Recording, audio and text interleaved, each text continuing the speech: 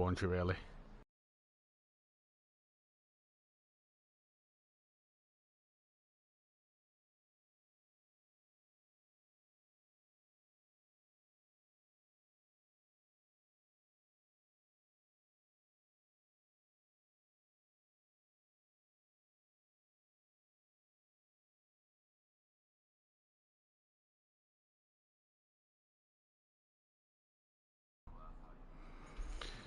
Pretty much.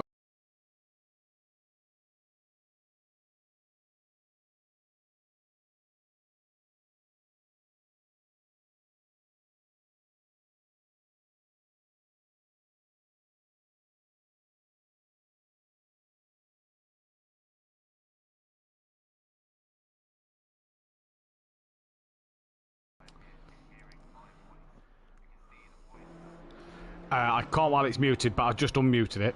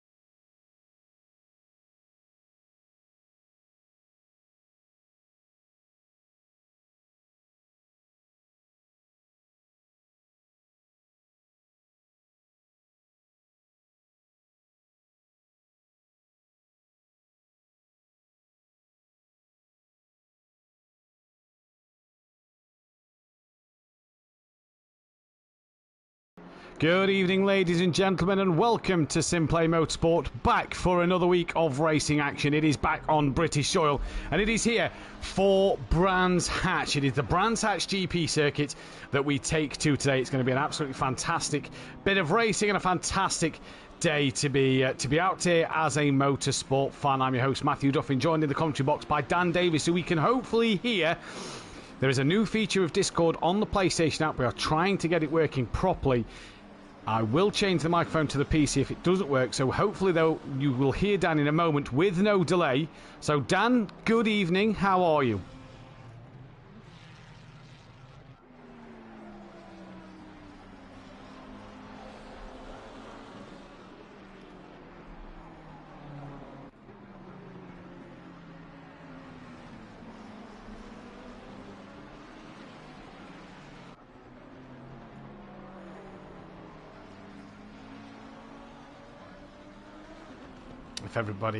If anybody cannot hear Dan, please let us know in the chat as soon as possible so that we can get this sorted and looked into. It is obviously a test with going forward.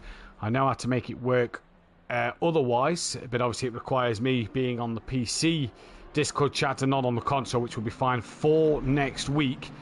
So if there are people in the chat, let us know if you can hear Dan Davis's sexy voice or not. Meanwhile, though, we'll get into this free practice session, which Richie, Michelle and Mirko, Richie, yes, they're off track at the minute. Can't hear Dan at all. Right, okay, we'll be back with the microphone. We'll leave you with some action as I'm just going to change over 2 seconds.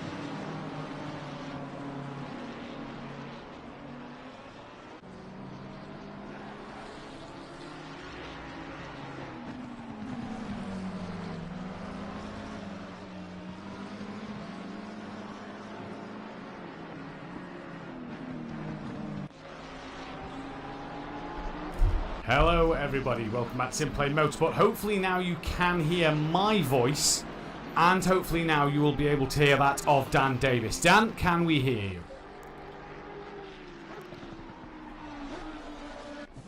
I can hear you loud and clear.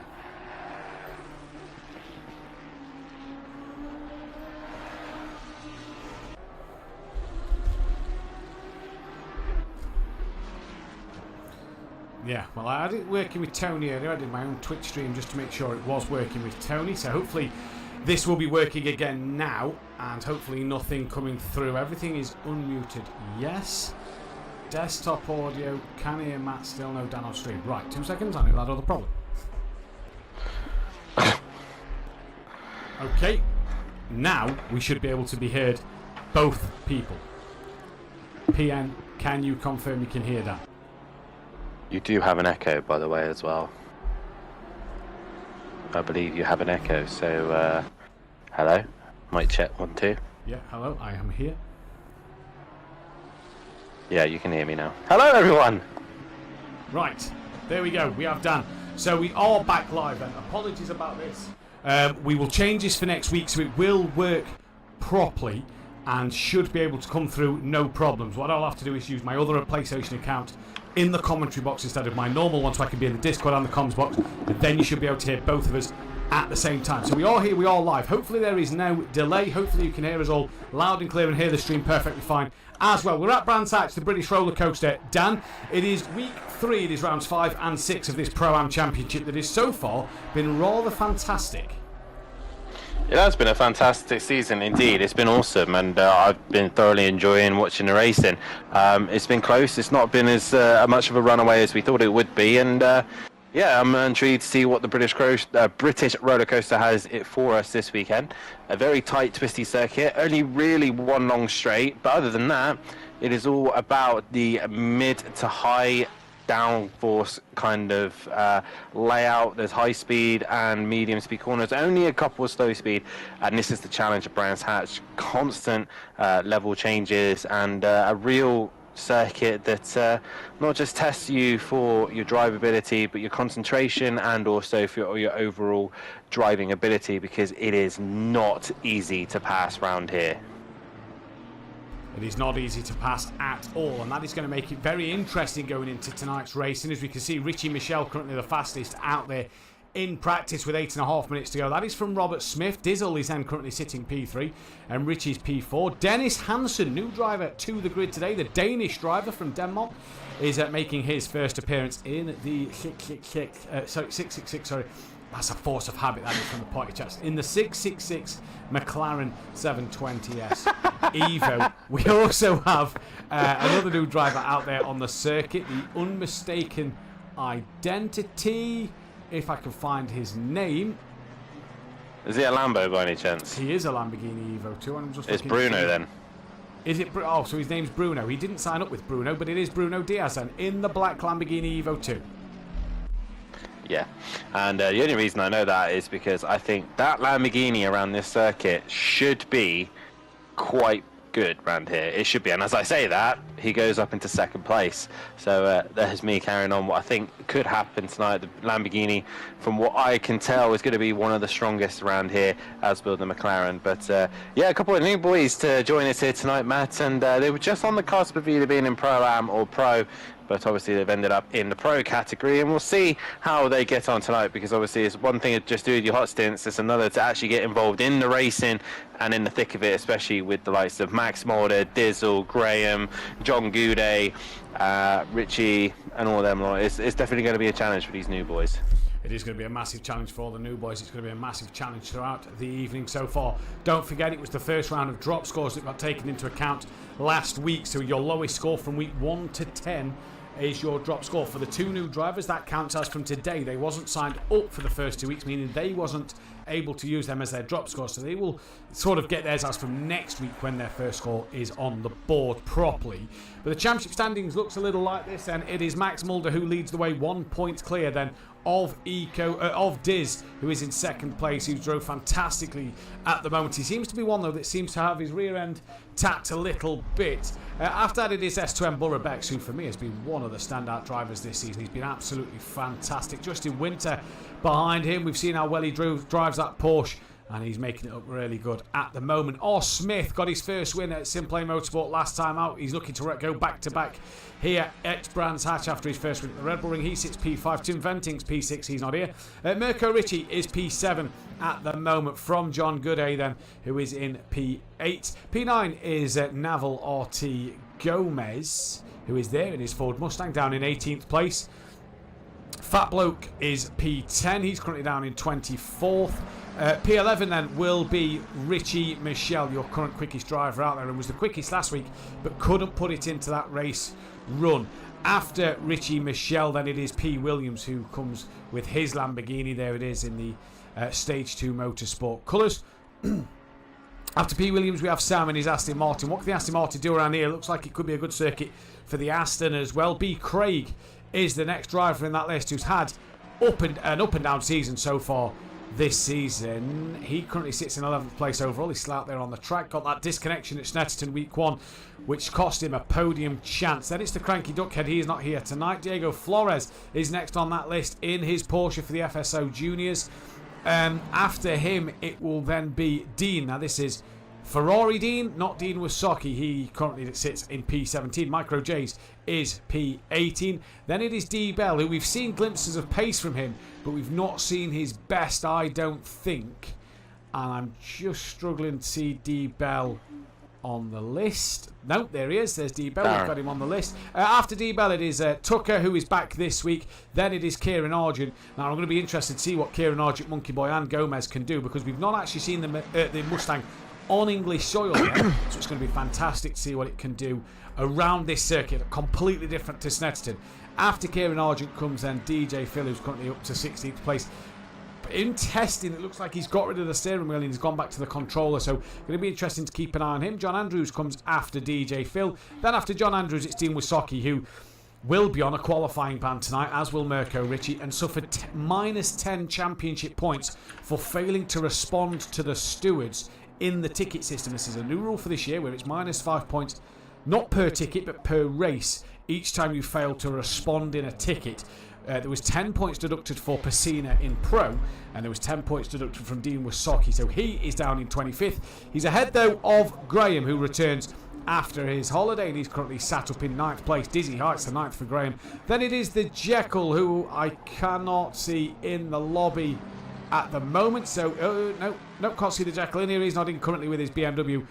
Either might make race 2. We know he struggles to make the first race, so he might be here for that second race. P. Raiden, not here, is in 28th. Nuke Waste, also not here at the moment. He should be here tonight. D. Hassan, as we know, no Oliver, and then the unmistaken identity, or as he's known as on this server, Bruno. I don't know where Mike's pulled that name, Bruno Diaz, but on the sign-up sheet, he's just down as unmistaken identity. There we go. As Mathew Duffin in the chat, best of luck, Dad and the drivers. So that will be my son James upstairs, who fancies himself as quite the commentator we've heard today. Yeah, he's already established himself as probably one of the best pro commentators. Apparently he's 25% better than me. I'm not sure what he means by 25%, but you know. But yeah, okay. Yeah. James and Mathew Duffin in your box. Yeah. So you know, Sweet and Junior Sweet in your, you know. Could oh no, Sticky. Sorry, Sticky and Sticky Junior. That's it. Could be the new Martin and Alex Brundle, but hey, let's wait and see. Or the new Kelly Davis and Dan Davis. Or the new Kelly and Dan Davis. Yeah, obviously not the first father-son duo to be to commentate. We might have to see what we can do in a fun event in the off-season. Constructors Championship then looks a little like this. BSP Racing. Bit unfair, isn't it? You what? Sorry. Bit unfair that would be, wouldn't it? If he fancies himself highly, let's see what happens. You never know when he gets old. You never know what career he wants to do. Endurance race. There we go. all he's doing is racing his Hot Wheels and commentating on them, and he's filming himself on his phone. So it's brilliant. BSP Racing lead the way in the Constructors Championship at the moment from Stage 2 Motorsport. The Greasy Bandit Racing boys are third. Richie Corsa is fourth. Team FBR P5 with Team Merlot in sixth place. The FSO Junior Racing Team are P7. Greasy Bandit Racing Junior Independents, they are P8 with Water Racing, they are P9. Forever Forward Racing Independent are P10, and in the manufacturers McLaren from BMW, Porsche, Ferrari, Ford, Lamborghini, Ferrari, Aston Martin, Honda and Mercedes. So we come here to Brands Hatch, look at the weekly roundup page on the spreadsheets that we have, and I look at a couple of things here. Argent's got a pole and a race win. He's out there on the track tonight. Max Mulder has a pole and a race win. He's out there on track tonight. Nobody else on the track tonight has anything here. Now, this is going back to some Project Cars 2 statistics. We have raced Brands once, I believe, or maybe twice before. Twice. On the ACC platform. Oh, ACC, I believe once. Yes, we've raced it once on the ACC platform. Now, don't hold me to who's done what on the ACC platform. Noza Kart Champ, Sharkbait, Killer, Camel, Sekulovic. They're all names from ACC that have done something here. But surprise, surprise, there's a certain driver who is a good at a British circuit and is joint most successful around this track. It is our very own Dan Davis with joint? Overtaker. No, it's you with Overtaker. And then it is Kieran, Shane and Max Mulder and Fury and Gary 131. There's another shot. Gary good at a British circuit. Coming to the end of practice, Dan, you mentioned a little time ago that the Lamborghini looks the best car, or one of the best cars around this circuit. Funny you should mention that. We're looking at a BOP system for next year, and I was looking on a website, LFM, Low Fuel Motorsport, and I was actually looking at the BOP for Brands Hatch. Now, the way me and Mike was looking at this on Monday night was the more BOP the car the more restrictor or ballast the car gets, the more favoured that car is around this circuit. And you're absolutely spot on. The Lamborghini Huracan Evo 2 would get an extra additional 21 kilograms of ballast, which is way more than any other car, showing how strong that Lamborghini is possibly going to be this week. Well, yeah, the Lamborghini strives from mainly medium speed corners, and obviously Brands Hatch is pretty much full of them. So I would expect the Lamborghini to be the favoured. You're looking at the Ferrari as well. I believe the Ferrari might be on that list. Yeah. And obviously the McLaren is obviously OP everywhere. But yeah, the Lamborghini. I've tested obviously a lot with the Lamborghini, and very much so with the Porsche.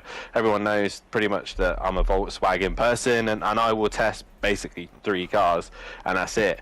But based on what I know and can get the gist of, the big heavy cars are going to struggle here. Pure as that. The Mustang's going to struggle. The BMW might be a little bit more agile around here, but the Mustang, the Mercedes, and possibly the Aston may not be bad, but it's not going to be great either. It's going to be your agile cars like the Lamborghini, the McLaren, and possibly the Ferrari as well around here. You're absolutely right. Lamborghini 21 kilograms of ballast. McLaren surprisingly only 12. BMW M4 gets 13. Ferrari gets 15 kilograms. The Audi Evo 2, there is none, but there's 14 kilograms there. Aston Martin V8 gets 7 additional kilograms of ballast. The interesting one for me is the Mercedes actually loses 1 kilogram, so it becomes 1 kilogram lighter. The other interesting two for me, the Ford Mustang goes 6 kilograms lighter if we was to run the BOP system, which we are looking into for next year. The Porsche 992, 22 kilograms lighter. So when you compare that to the Lamborghini, that is a 43 kilogram switch between the Porsche 992 and the Lamborghini Evo 2. Yeah, it's that's what I mean. The Porsche in general is the bad car out of in everything, in everywhere it goes. It's just too slow in a straight line. Going back to Nova's comment, I'm not hating on the McLaren. I've actually really enjoyed racing the McLaren on another league. You know, there is no hate for the McLaren. It's just a very easy car to learn and get the hang of. But like, as he says, it is down to driver preferences. You know, like I can drive the Lamborghini, no problem, but you know the McLaren suits other driving styles. It is very much the choice of car. I'm not saying it's OP that you know it's the only car to use, but it gives me the Renault Megane vibes. You know, it's just we're talking the Project Cars 2 Renault Megane. Yeah, it is just very easy to jump into. It's a very easy car to get used to and drive well. You know, it's easy to just get used to the game. To drive fast in it, it takes skill. It takes a bit of finesse, but I really do think that if you want to expand your driving techniques and styles, you should branch out and try different vehicles and stuff like that. One thing I've just noticed, which is a very big shock to me, is Nuclear Waste is in an old Ferrari. He's not in the new one. He's in the old 488? Yeah, so he's in the old Ferrari, so we'll see how he gets on, and that's been traditionally quite a very good race car as well, but obviously since the updates, it's not been used, or even, I don't think I've ever seen it in online lobbies either, so that should be interesting to see. This should be interesting to see, so this is going to be an interesting one to keep our eyes on. Now, it's great to have Nuke Waste here, it's great to see Nuke Waste on the circuit today. It's going to be fantastic to see what he can do around this track. But this is your driver lineup, and this is the grid. It is Dennis Hansen from Nuclear Waste, Bruno Diaz, Graham from Dean Wysocki. I've just pressed drive, so we're going to have to flick to the front as best we can and wait. There is a car in the pit lane. That is the 117, as we now are on Dennis, so we can get to see. That's the view from behind Dennis at the moment. Seeing as I can't get back to change the drivers normally, we'll see what happens. Mike's saying he should be in the 296. I wonder if Nuclear Waste doesn't have the DLC and has said the wrong car, because yeah, it's strange why you wouldn't pick the 296 over the 488. But hey, a new car on the grid. Let's see what he can do as we are about to go racing here at Brands Hatch for round 5 of the championship. And don't forget, we can get the top 3 drivers in for an interview, provided their Discord is connected with their Xbox and PlayStation. They can jump into this commentary box, They should be on mute straight away. It should work, and they should be on mute straight away for us to unmute and let them go. But for the first time tonight, Dan, we are about to go green here in the United Kingdom. It is green and go for the start of race 1, and it is Dennis Hansen who gets a great start out front. Nuclear Waste dropping down into that third place behind Bruno Diaz. That is Graham, who's looking around the outside. He's great on the brakes. Is Graham already looking into Druids?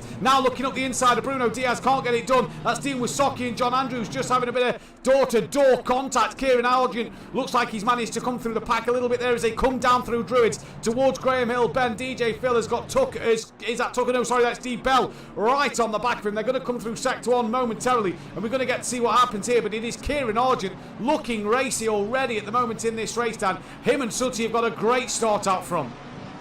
Yeah, I've just been watching at the back of the pack just to see if there's been any tripping over or anything like that. And I've got to say, fantastic job from the Pro-Am boys. We've all managed to survive the first couple of corners, and we are racing here at Brands with no serious incidences at the moment. I was watching Fat Bloke and the FBR boys at the back of the pack, and they were just struggling a bit. As I just see, Max Mulder's had a big moment and has gone off and has managed to go going. And Dizzle as well. Leaders are both struggling at the back of the pack, and they've now managed to get themselves back on track. But it has been a fantastic start for the oh, we got a Ferrari in the wall. Yeah, that's Nuclear Waste who's just gone wide, up coming through Sterling's into up through Sheen in towards Sterling's onto the grass and into the barrier, nearly getting the dropping the nose of Dean Wisocki off there. Dean and Argent managed to avoid him, but it is Dennis who leads on the opening race for him. Then Bruno from Graham. Nuclear Waste still in the wall. Dean Wisocki will be P4, or will he? Because Kieran Argent's looking to the outside as these two old rivals go towards Paddock Hill Bend. Dean hangs on for it for the time being, runs a little deep, misses his brakes. That's going to open the door for Kieran Argent up towards Druids. Here comes Argy Bargy looking up that inside line, and Dean has to yield the place. Tries to get the switch back though, does Dean. That's a cracking move, but he's on the wrong side of Kieran, and that Mustang straight line speed and acceleration pulls him in front, so Kieran ahead of Dean.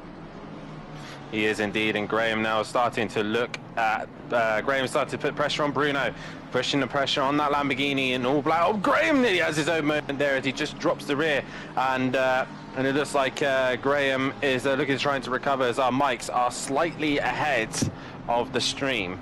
So as we see, DJ Phil's defending from Tucker though. He's made contact with Monkey Boy, who's in the middle of the circuit. There's all sorts of chaos. That is a huge incident. Micro J's been called up with that, as has Justin Winter, and it's again more chaos and more carnage, and that has all stemmed from an incident with Monkey Boy. But the three out front are gone at the moment, and as that is just ahead, I don't know what we could do about that at the moment. We'll have to try and look into that one and sort that one out. But at the minute it is Dennis Hansen from Bruno Diaz. Graham is currently in P3, and Graham's going to bail to the pit lanes. He's the first man in, already avoiding some of the carnage and making sure he goes into the pit lane then. And that was a late call from Graham. Did he cross that white line? I wasn't too sure. There's cars staying out absolutely everywhere. No one returns to the pits. Fat Bloke is in. Gomez stays out. Richie, this is where the damage really starts. Fat Bloke's in. From Dizzle down, look, this is where the real affected cars start to play. So from 16th down, look at the damage on Mirko Richie's car. Massive damage. Yeah, Micro J's is struggling to get back to pit lane, as is Monkey Boy. Nuclear Waste also just working his way back, but yeah, those guys all caught up in an incident that really stemmed from DJ Phil, I believe. So meanwhile, your two new boys are leading the way, and this is the fun of reverse grids. It gives the new boys an opportunity to score decent points. But it is Dennis leading the way from Bruno, from Kieran Argent, a veteran, from Dean Wisocki, who's had a decent start, as John Andrews and DJ Phil. But he's still got Tucker and Darren all breathing down their neck. But pitting now would probably be the best option. Graham's already gone and done. He will have clean air. Look at the clean air he has. No one in his way, but it will only last for a couple of laps. It will only last for a couple of laps, especially with the damaged cars there then. John Andrews just pulled a brilliant move on Dean Wisocki, who's gone off onto the grass. I think he kept it out the wall, but John Andrews made a lovely move on Dean Wisocki then. John Andrews dropped it. In front of, who's dropped it? John Andrews. Oh, now he's dropped it. He's done the hard work. He's got past Dean, and now he's dropped the car. Kieran Argent's just hit the pit wall. Fantastic. Great stuff. John Andrews has managed to get going, but he's spun it again, and he's facing the wrong way, and he's trying to get going again while cars are trying to come past. And yeah, it's just been not the start that he would have wanted. A couple more damaged cars. couple more damaged cars. Dizzle and Sam into the pit lane. Paul Williams is also in. Robert Smith carries on going, and he looks like he's got some front end damage. Does Robert Smith there? Diego Flores just going to see the front of his car. His Porsche doesn't look too bad. Graham the lead of the pit runners there. Mirko, Richie, Micro J's, Monkey Boy all still in there from the DJ first Phil lap. is heavily defending at the minute. Nuclear Waste as well, just exiting the pit lane now. And like you say, DJ Phil down heavily defending. That is Dean just up the road, but he's defending from John Gooday, Mark Tucker, and then Darren Bell. He is indeed, and DJ Phil is trying to defend from Hypertech, but John Goudet is going to go down the inside and get the job done. That's one car through. Can now Tucker follow his way through? This is the thing that Graham's done quite cleverly. He's coming to the pits, he's allowed himself to get that stop done and out the way, and he's got clean air with no one really giving him any headaches, and all these guys have to do is sit in this traffic and try and find a way through, or they pit. But Tucker looking to try and make a move on DJ Phil, can't find it on the inside of the left-hander. He's now heading down towards the final corner, and already John Goudet is onto the back of Dean Wasocki, and we're already getting football, and Dean Wasocki's in, and we're already getting football scores, which I don't want to hear. No, we're ignoring the football scores in this one. So Tony, no more football updates, but Dean Wasocki is into the pits. Dean actually looks like he's got a damaged rear wing. Tucker's go for it. Just had a message from Micro J's. He's got a 1 minute 34 pit stop. That'll possibly be the 25 seconds on top of that. So he's had a hefty Tucker up pit the inside. Stop. Tucker up the inside though at Druids. Is this going to allow Darren Bell through? DJ Phil onto the marbles and nearly loses the rear of the car. Dennis Hansen and Dean Wasocki, the two leaders in. So Bruno Diaz from Kieran Arjun, who's got fastest start. John Gooday, DJ Phil, Tucker. Then it's Darren Bell, Richie Michelle, Dean, Max Mulder with damage, Justin Winter with damage, Robert Smith with big damage. Then it's Diego Flores, Dennis no damage. Dennis is green and away. Where's Graham? He's only just coming through Clearways now, and he is not going to get close to this race lead. He is he's about 4-5 seconds behind Dennis Hansen, I'm going to say. Yeah, he's still in the hunt. He's still in the hunt. He's got a couple more laps yet until the leaders all start to pit as well. So Bruno is now your net race leader at this minute. Sorry, not net, because that's Dennis. But Bruno is out and using the clean air while he can. He's got a couple of lap traffic coming up soon, so you have to think about pitting very, very soon. But John Goudet is back into third place, and he's having a good little race at the minute. Can he use this clean air now? As a lot of these guys have pitted, it's allowed the guys who fought out the traffic and is now going to try and hold it for as long as possible. Max Mulder's got quite a bit of damage to his car. So does Justin Winter and Robert Smith. Just watching this fight of Darren Bell and DJ Phil. Why Darren Bell hasn't gone for that undercut strategy is DJ Phil wide, but Bell couldn't get the traction out of Paddock Hill Bend. That is Paul Williams off in the background. Micro J's now out the pits, down in 26th place, there as Robert Smith now comes in. I reckon he's got a big pit stop ahead of him. So Darren Hansen has just slapped John Andrews. Graham Sutcliffe 4.1 seconds off the back. Then it's B. Craig currently sat third of the pit runners. Where did Dean come out? Behind Dizzle and Fat Bloke. So Dizzle actually didn't repair his damage looking at the front of his car. Dizzle managed to keep going. He's just got past Fat Bloke, who went off through Dingle Dell. The important thing for these guys, the important things about these guys is the fact they've stayed ahead of the leader. They do not want to go a lap down at this stage, because they will have to oblige to be out of the way. And it's something that I came across last week at the Red Bull Ring. Clouden was coming up to lap me, and I just had to get on the power and get on it. Argent's had a moment. Kieran Argent has been catching Bruno lap for lap, and he's dropped it in the penultimate corner. Surely now would be the time for Kieran Argent to maybe bring that into the pits, lets them tyres have a cool down after a spin, and that is exactly what he's going to do. So he brings it in. John Gooday is going to stay out, as is Mark Tucker. DJ Phil still ahead of Darren Bell. In fact, he's no longer ahead of Darren Bell. It's Richie Michelle who is in between them. So Darren Bell must have had a problem somewhere. Dean is still out on track. Max Mulder comes into the pits, as now does Justin Winter. Watch for that chicane. Well, I think Winter nearly clipped Diego Flores. Nowhere near the back of Justin Winter, but is so far doing all right. He seems to be out of trouble. His car looks pretty clean from where he is, and it is so far so good. Who was the 117? That is Robert Smith. He was the driver who started from the pit lane, and he doesn't look like he's repaired his damage either, so that could allow Paul Williams and Dean Wasocki to maybe catch up with him. He's obviously done his 25 seconds in and out. Fat Bloke on the back now of Dizzle, who's still got a lot of front end damage. So some of these drivers down in this short sprint race choosing not to repair that damage, and this might cost them, but it also might be risk and reward, because with this shorter race, if this was the hour long, you're thinking the longer this race goes on, the more you're going to hurt your car. This shorter race might not be too bad. Yeah, but this is Brands we're talking about. You can't really overtake around here. I'm trying to find the lap times between... so right now, the leading car, Bruno, I'm trying to compare his lap times to his rival at the minute, which is Graham. Not Graham. That is... Dennis. Yeah, he's currently doing 25.2s, while he has been doing 25.3s. So they're matching pace. Bruno's in.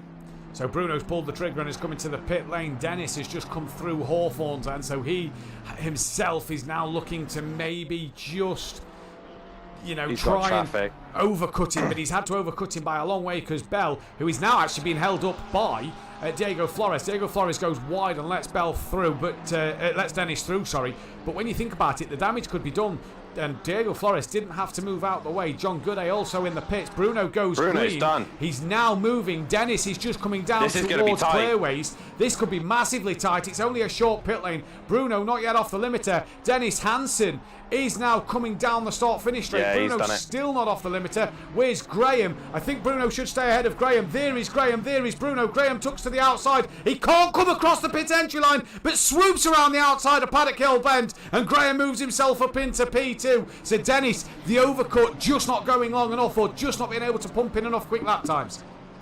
I told you, Sutty Apex wasn't quite out of this just yet. Graham going right around the outside of turn 1, and he's now in a net second place. So he's actually gaining time actually on the car in front. He's now starting to gel with the BMW a little bit. We was in a party chat with him just before we went live, and he said he wasn't quite gelling with the car. He was struggling a little bit, but he seems to have found a rhythm at the minute, and he's actually bringing the gap down to Dennis. It was 4.8 was the gap. It's now 3.9. So Graham is bringing that gap down.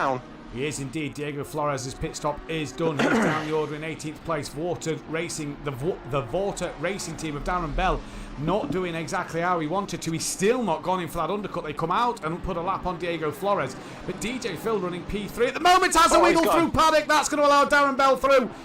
Ignore me, that one's over. But for Darren Bell, you feel it's too little too late. He's waited too long behind DJ Phil. There is a battle down the order. This is Fat Bloke and Dizzle, though, for 14th and 15th place. And how much is this hurting him? Dean Wasocki's ended up down in 22nd, so he's obviously had a moment. He was running mid-pack and not looking too bad. He's now down the order in 22nd place, so not good for him. But Fat Bloke at the minute trying, like you said, Dan, with that damage on Dizzle's car to get close to him, but passing him. Passing around here is neck end of impossible. It's really tricky, and there's a car off. That is there's a couple of cars off. John Andrews is off, as is the Ferrari of Nuclear Waste. They're both off, and they're both struggling to get back on track. But yeah, it's difficult to pass around here at Brands, especially when we've got 27 cars on track. It's even harder to do that now. But the top four still not pitted yet, as Mark Tucker is coming into the final corner. And what does he choose to do? That's the question, as he has been caught by Richie Michelle, and they're using their free air at the minute best they can, as with only a couple of minutes left to pit. And Richie Michelle now leads the race as Mark Tucker comes into the pits. Well, Dean is back in the pits now. Just went on his car. That's why he's dropped down the order. He's got massive damage in this race, so he is pretty much tumbling down the order. It is Mark Tucker into the pits. Still watching this fight between Fat Bloke and Dizzle, but I've just noticed Kieran Argent had a moment at Druids. He's now the car in front of these two. So he was battling with John Gooday. He's now... Is he carrying damage, did you just say? Yeah. He's got front end damage. His front end is a little bit scuffed as well, so I'm not sure if he made contact to the back of John or maybe had his own little moment, but he's behind Sam now. The man who's got the fastest lap as well, he seems to be struggling at it. Oh, Max Mulder's had a moment. Oh, and that looks a big one, and he's rolling the car back. He needs to stop that. He manages to roll it onto the grass. Nothing is coming. He pulls off now as he just nearly goes into Sam. Argent gets past as well. So that's places back for Kieran Argent, and then for... Dizzle and Max. Yeah, this could be for the championship. Come the end of the season, it might be back to this moment at Brands Hatch where it was for the title. It's Dizzle so far on the back of Max Mulder. Darren Bell is into the pit lane, so it's DJ Phil and Richie Michelle yet to pit. They've still got one, maybe two laps before they need to pit. And at the minute, all going well. Smith. Robert Smith's just made a move for 15th place position on Dean. He's repaired his car and he is now on the move, 14th place. So yes, he took a little bit longer in repairing the damage, but he has got a fresh car and he is looking fast as he's working his way through the order. And let's not forget our race winner from round 3 at the Red Bull Ring, and he's already working his way through the pack as Richie Michelle now comes into the pit, and DJ Phil as well, both coming to complete their stops. And that, I believe, is everybody done. That will be everybody done. Oh, indeed. Dennis and Graham, the gap has dropped to 1.3. It was 4 seconds again. Yeah, I noticed Dennis, it's gone back up, and that's come back down. So at the minute, Dennis Hansen has maybe had a mistake. Just looking at the other gaps, Sam's trying to defend from Kieran Organ. That's 9/10. They've got Max Mulder with Dizzle. You've then got Fat Bloke, who has dropped off the back of Dizzle quite a bit. Everybody else then is carrying on their way. Dean's back out of the pits ahead of John Andrews, but down the back of the pack. And yeah, BMW struggling around here unless you'd had a Graham Sutcliffe, but for Richie Michelle and DJ Phil still in the pit lane, John Gooday is going to come round. He should get Richie Michelle, who's now moving, and this might be close, you know. John Gooday just coming through the Clark curve now as Richie Michelle will be off the limiter. This is where John Gooday might just get ahead, coming around the outside of Paddock Hill Bend, and does just get around the outside. And this is the whole thing of Paddock Hill, Dan. One thing we didn't mention is as John Gooday's there, tried to get towards the apex of the corner, the pit lane pretty much brings you out on it. Yeah, it does, as I'm too busy watching the Argent, Max Mulder and Dizzle fight, and Fat Bloke's just dropped off the back of these lot, and I think since Dizzle, Argent's gone very wide at the hairpin, and Max had a sniff up an opportunity up the inside. Every time I say Max, I'm thinking of Max Verstappen, but we're talking of Max Mulder in the McLaren. You wouldn't see Verstappen driving a McLaren, but he's right on the back end of the Mustang, trying to find a way through on Arjun, but as he's doing it, he's got Dizzle, his rival, seems at the minute in the early stage of this championship, right behind him. And I feel like the bonnet of that BMW seems to be flapping just as bad as the WSR BMWs at Thruxton. It is indeed. We've said it before, we'll say it again. Argent overdriving the car? Possibly so. I think he knows he's got the pace, and now he's just trying to push too hard, and he's obviously carrying the front end damage, so he's probably suffering with understeer, which is pushing him wide into the gravel, which is then giving him oversteer. And yeah, it's all just, and he's gone wide again. Oh, no, he's gone wide. He's gone wide to avoid the McLaren. Is that it? Is it's Tucker? Yes, so he's gone wide to avoid the McLaren of Tucker. Who's coming up the hill? It's DJ Phil. He has to stay still. There goes DJ Phil and Monkey Boy, and he's opted to reverse. He's opted to put it in reverse, which was smart. Graham's right behind Dennis. Oh no! He's gone across the track and Justin Winters caught the back of Tucker. Oh no, no, no.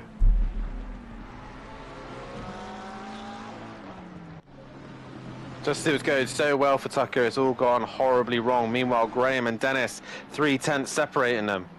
3/10 separating them. This is the fight. Dennis on for a race win on his debut here. He's very wide through Hawthorns. That's going to allow Graham to get a little bit closer as they come down towards Westfield now. And this is going to be a fantastic battle here then. So down towards Dingledale, up now to the Sheen curve. Sutty's having a bit of a look, and Sutty's not afraid here. He will have a look here and there. And that's wide. That's wide for Dennis. And Sutty around the outside at Sterling's. Graham, the veteran, leads this race with 2 minutes 6 to go. He's got 2 laps to hang on, and Dennis just crumbled under the pressure there.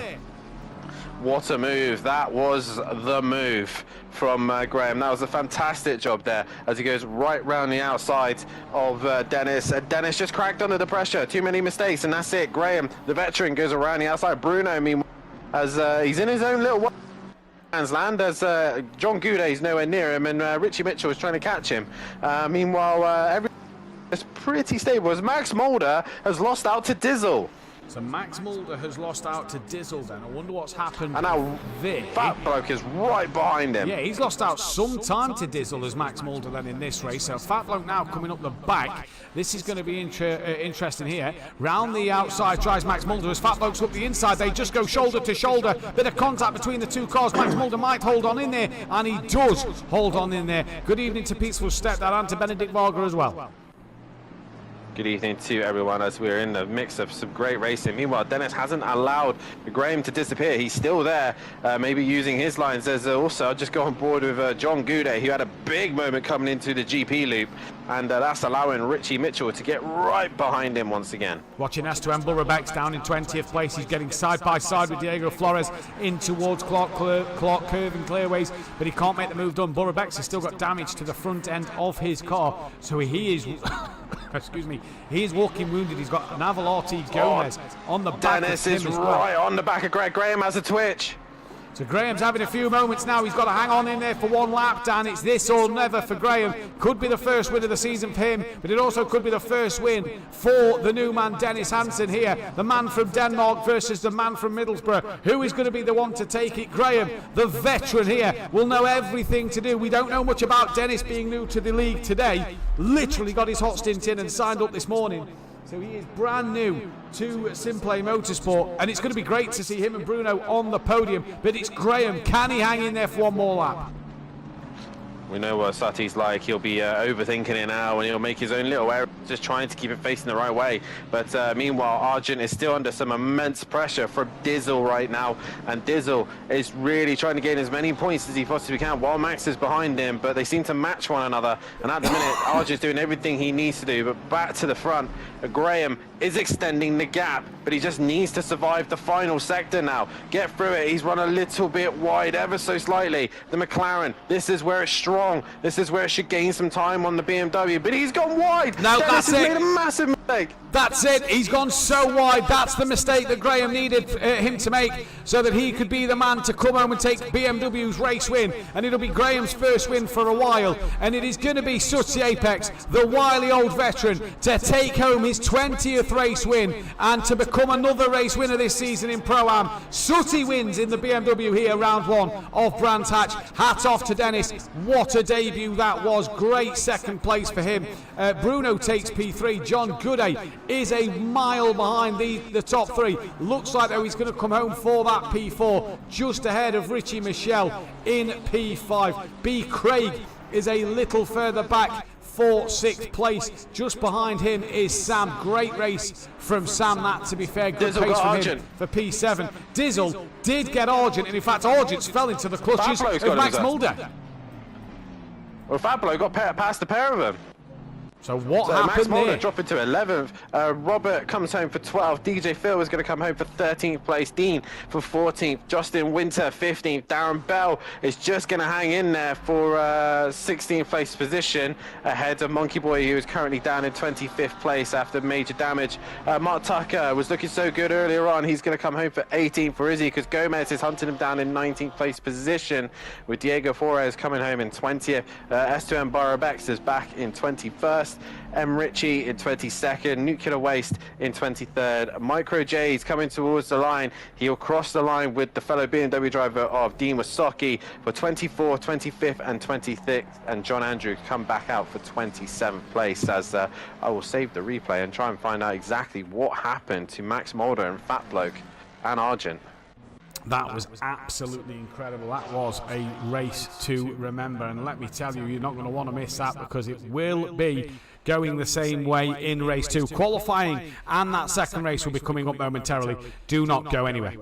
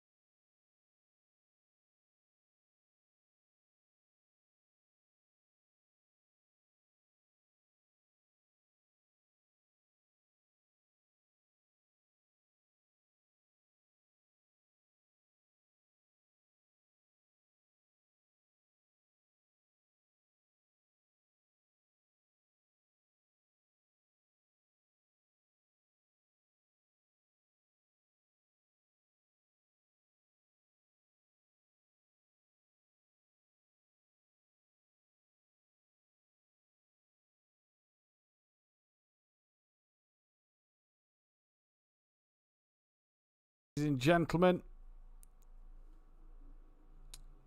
welcome back, ladies and gentlemen, here for SimPlay Motorsport's next stage of the game. It is round 6 of the season, and it is qualifying two-time. Mirko Ricci and Dean Wysocki have qualifying bans. I'm just going to double check. Dean is still stationary in the pit lane. Mirko Ricci is out on track, so that will be a quali ban and possible further punishment going forward next week if he is to qualify today. The championship order looks a little like this. It is Diz who now takes the Dizzle who takes the championship lead by 6 points from Max Mulder. John Gooday is P3, 25 behind. Esteban Burabex is P4 with Richie Michelle P5. Orr Smith is P6 with Justin Winter P7. Fatloke is in 8th from Sam B. Craig is P10. Nalval RTF Gomez is P11 from Mirko Ricci P12. P. Williams is 13th place with Graham moving up to 14th. Tim Bentinck is P15 from Dean in 16th. Kieran Argent moves up to 17th place. Diego Flores P18. D. Bell P19 with Darren Hansen in P20. Mark Tucker is 21st from DJ Phil. Micro J's tied with Unmistaken Identity aka Bruno. Cranky Ducker down in 25th, Andrew Taylor 26th, John Andrews 27th from Dean Wysocki. Then it's the Jackal, P. Raiden, Nuclear Waste and Oliver. Good first race, Dan. Yeah, I wouldn't say good. I would say surprisingly less traumatic than I thought would happen at Brands. It's probably the most long-winded name I could come up with. But for what I expected, it was a lot better than I thought it was going to be. Still a couple of silly areas here and there, but nonetheless, it was a good race and a surprisingly very good first lap, considering everyone managed to survive lap 1 without any chaos. You know what usually that means, Matt? If the Pro-Am survive. Yeah, you're right. Yeah. See what happens. Yeah. Dizzle, the first anyway, it's nice to see Graham back on the podium. It is great to see Graham back on the podium. That is his 20th race win. That is BMW's 44th race win. All 4 have come in Pro-Am this season. McLaren, by the way, hit the milestone of 1,000 race wins. Race starts, sorry. So the McLaren first car to reach 1,000 race starts. Bearing in mind it was Mercedes, Porsche, Lamborghini that dominated for so long. McLaren have got their first. They've got their 1,000 race starts. Congratulations to them. In terms of podiums, McLaren 214, BMW's now gaining on the Bentley, and the other one was the Lamborghini, so just adding to the Lamborghini podiums of the season. But we turn our attention to qualifying. BMW need 2 pole positions to get to that 50th pole position here at SimPlay Motorsport.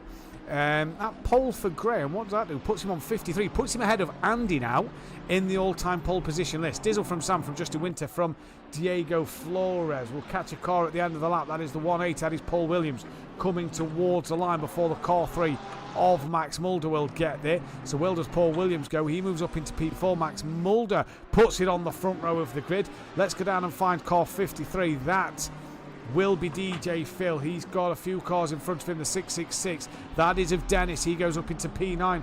What about the 93? That is Richie Michelle up into 3rd. DJ Phil goes 4th and goes 13th from the 57, and John Andrews moves up into P8. It's next the turn of car 33. That is Nuclear Waste.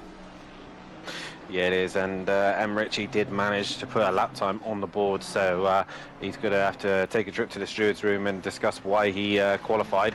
But currently I'm on board with Dizzle, and I'm literally on board with him because I want to see the splits and see if the drivers are up. And at the minute, he is 6/10 up on his best. 1:25.6 was his best, and he's currently on par to just get into the 24s if he gets a good exit out the final corner. Here he comes to the line now. He's 6/10, 7/10 up at the minute. Comes to the line. There's 24.9, not quite fastest. Not quite fastest. John Gooday's now going to come towards the line. What can he do? He goes up into P12. So not the quickest lap for him. Looking at who's at the back end of a lap.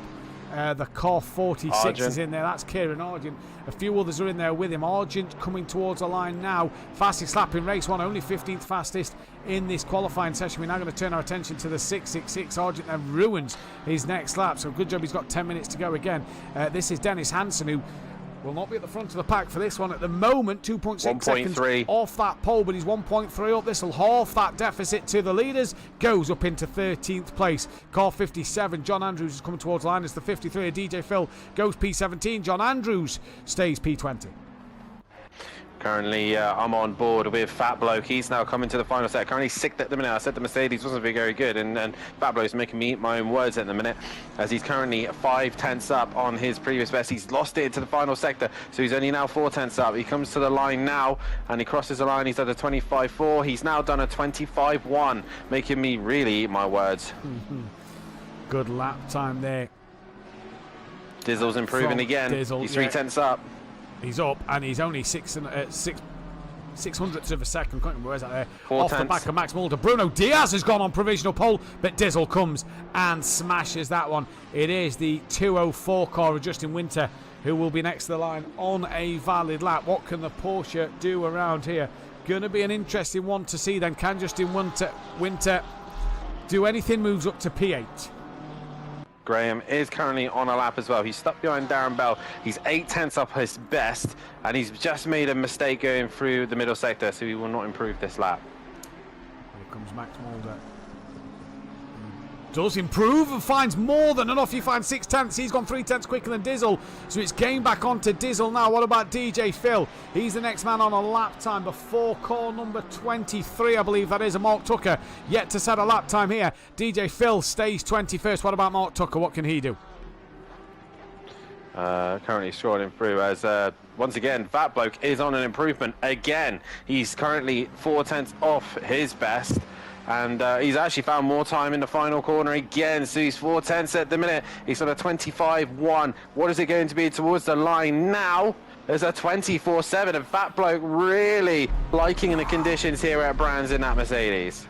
Really getting on with them. Dizzle's coming towards the line. He's got that matching of Bruno Diaz just in front of him, so will he be picking up a bit of slipstream off of Bruno Diaz towards the line? He comes, doesn't do anything, neither does Bruno Diaz. He stays on the same lap. The number 204 car, that is Justin Winter once again coming round. John Gooday is also on a lap time. Can't see John Gooday, currently inside the top, he's 13th, sorry. Crosses the line, he doesn't improve. Justin Winter, he now goes P3 in the Porsche. Argent's on a lap time. He's currently a second up on his best. He's got a little bit of traffic from the fellow Mustang driver. He's 1.1 up at the minute. He crosses the line, 25.1 to go into 8th place position at the stands, as Diego Flores is on an invalid lap time. But meanwhile, Dennis exits the final corner. He's 7 tenths up on his best, 26.1 to a 25.4, puts him 13th. And Sam there nearly joining the track as the faster cars was approaching. Obviously, drivers have to remain sort of in the pit lane and keep a clear road. 64's on a lap. That is Darren Bell down in 26th place. Not the best of races for him at the moment. No, it is not. I'm currently on board with Bruno. He's on a flyer.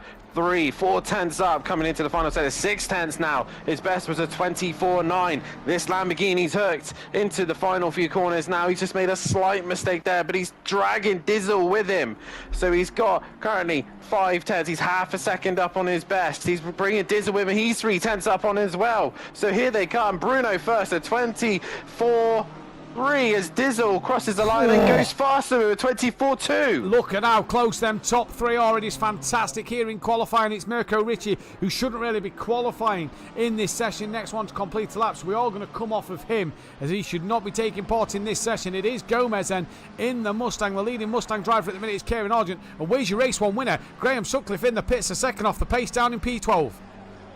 Yeah, sometimes it's just not all about the 1 lap pace. It's sometimes about race pace. Be good to be on pole round here. As meanwhile, DJ Phil is also up on his lap time at 26.5 at the minute, and he's currently found 3 tenths as he now comes into the final corner. DJ Phil, and he's lost it all in the final corner, so he's dropped it, and he's actually had a better exit, so he's back to 3 tenths again. DJ Phil 26.5 to a 26.2, 22nd. Diego Flores to the line. Dizzle's had a big moment on his car. So Dizzle's had a moment. The car's 64 next to the line. This will be Darren Bell, who's just not having the rub of the green at the moment. He's down in 20th place. What can he do though from 20th? Can he find any improvement? He stays P20. What about B. Craig, who's having a decent season? He stays P9. The 555 for Fat Bloke. He's half a second off the pole position. Has he got any more in the tank in that Mercedes? No, he has not at the moment. And now we turn our attention to the 38 once again. Down the order, that is Dean, the Ferrari Dean, who he's yet set a lap time, and he's got his previous teammate and co-champion in the Constructors' Championship behind him. He has indeed. I'm just scrolling through again, seeing what drivers are on a lap time, as Robert Smith is currently coming into the final sector, and he's there or thereabouts. He just misses Argent, and he's lost it all, probably distracted by Argent in the final sector, and he's lost all that time.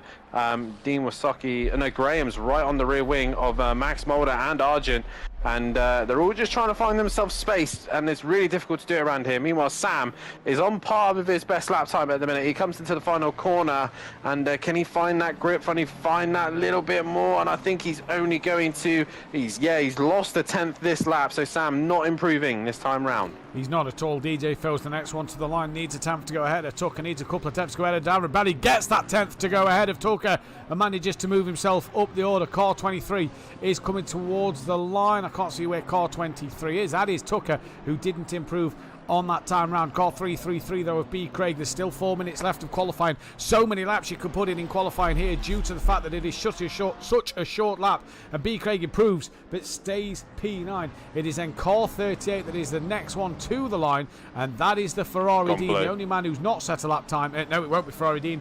He's off on the grass. It will be Monkey Boy. It looked like he touched the grass a little bit. He's currently 2 seconds off the pace, and he's gone around, so it will not be Monkey Boy now. It'll be that of Richie Michelle, who is only down in 16th place, the fastest man in free practice, Dan. Down in 16th place at the moment, once again doing exactly what he did at Red Bull. He just seems to crack under the pressure, and also with the lobby being full, it's difficult to try and find the clean air. And right now, S2M Burrowbacks coming into the start-finish line, no improvement. He stays where he is. Max Mulder, though, he is up.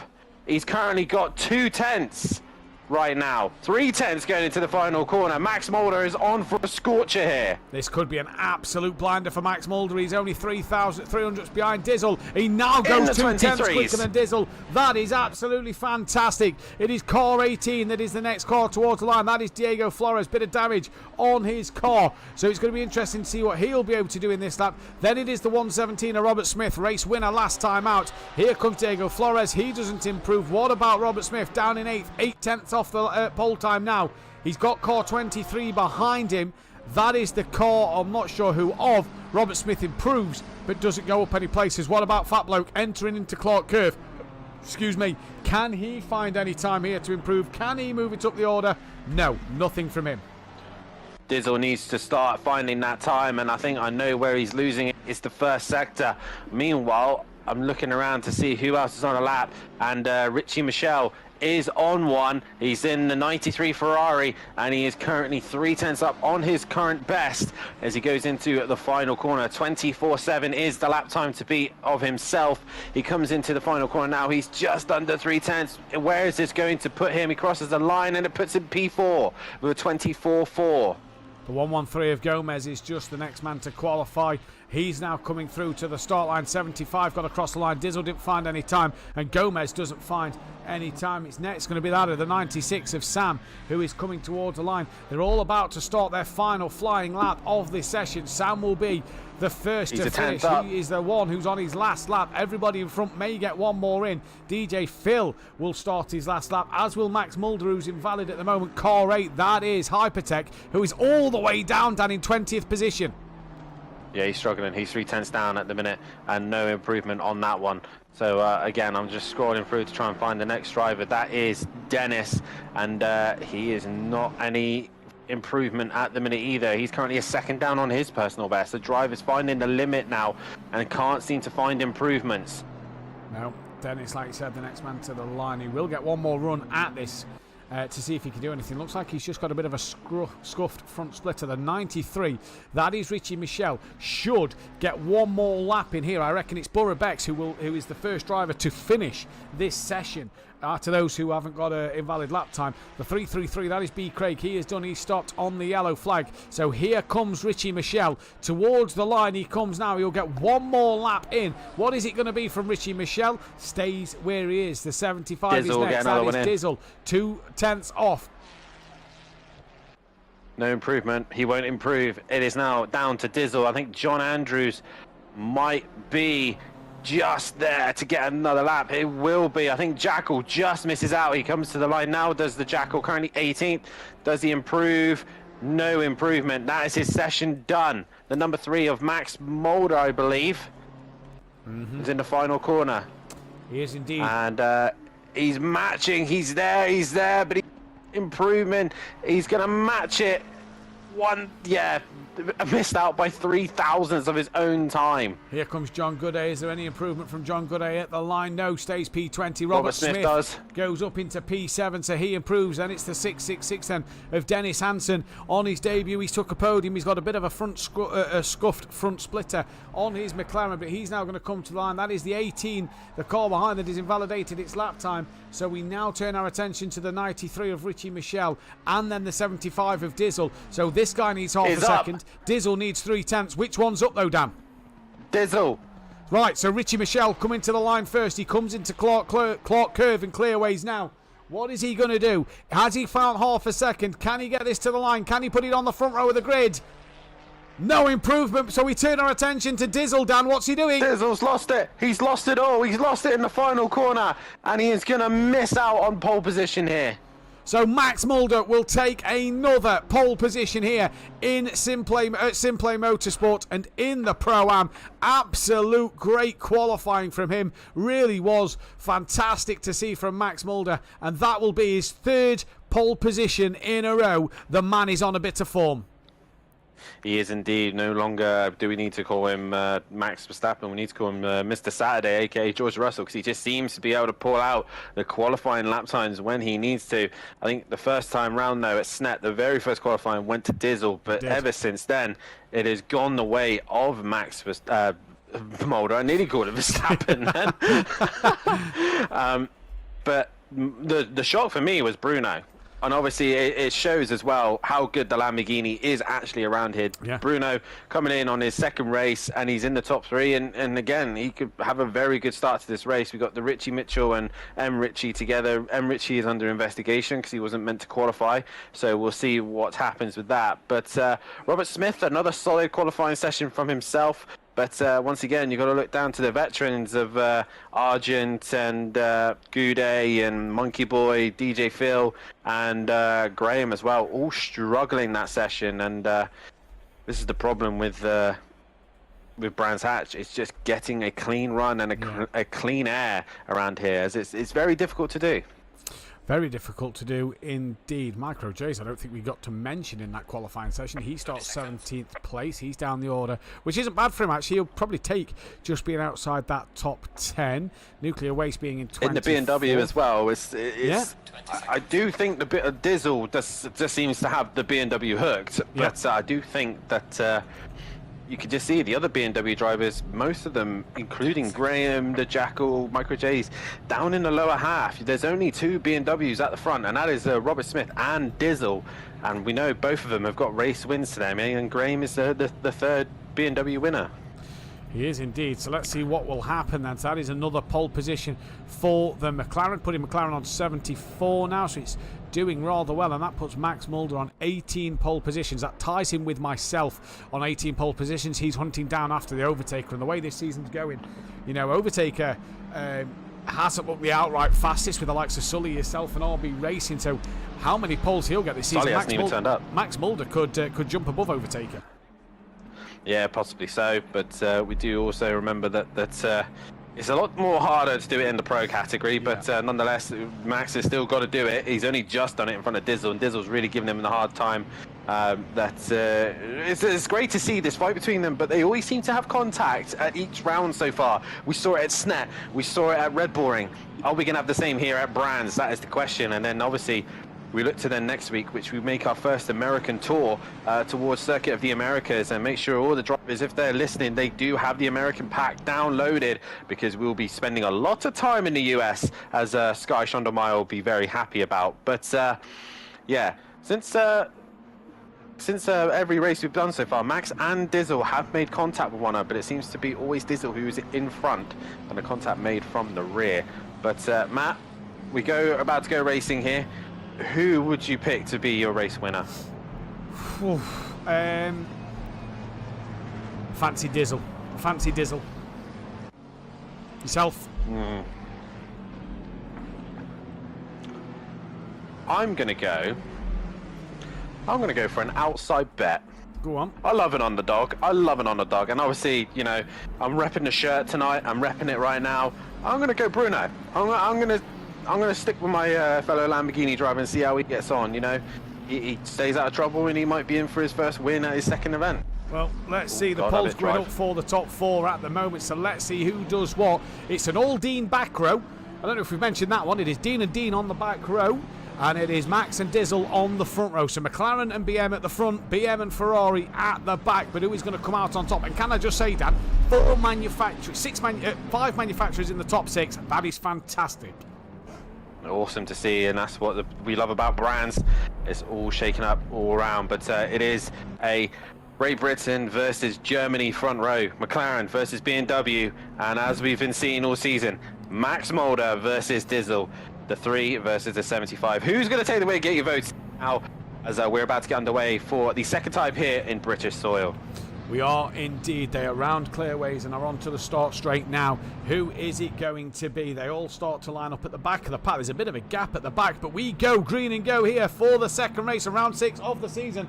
And it is a good start from Max Mulder. Bruno's going to look up the inside of Dizzle in towards Paddock Hill Bend, but they can't get it done. It's all safely through from the front runners. How about behind? Looks like Dean's had a bit of a poor getaway. He's trailing back, but that's on the track map. That might have been tactical from him to avoid any turn 1 carnage. And I've saw Fat Bloke was around in that mid-pack. Kieran Argent's involved. That looks like Tucker as well. And Naval Gomez, as they all have to wait for everybody to get going. Dean Wisoki's strategy, maybe just having a bit of a poor start. He's picked up 3, if not 4 places already.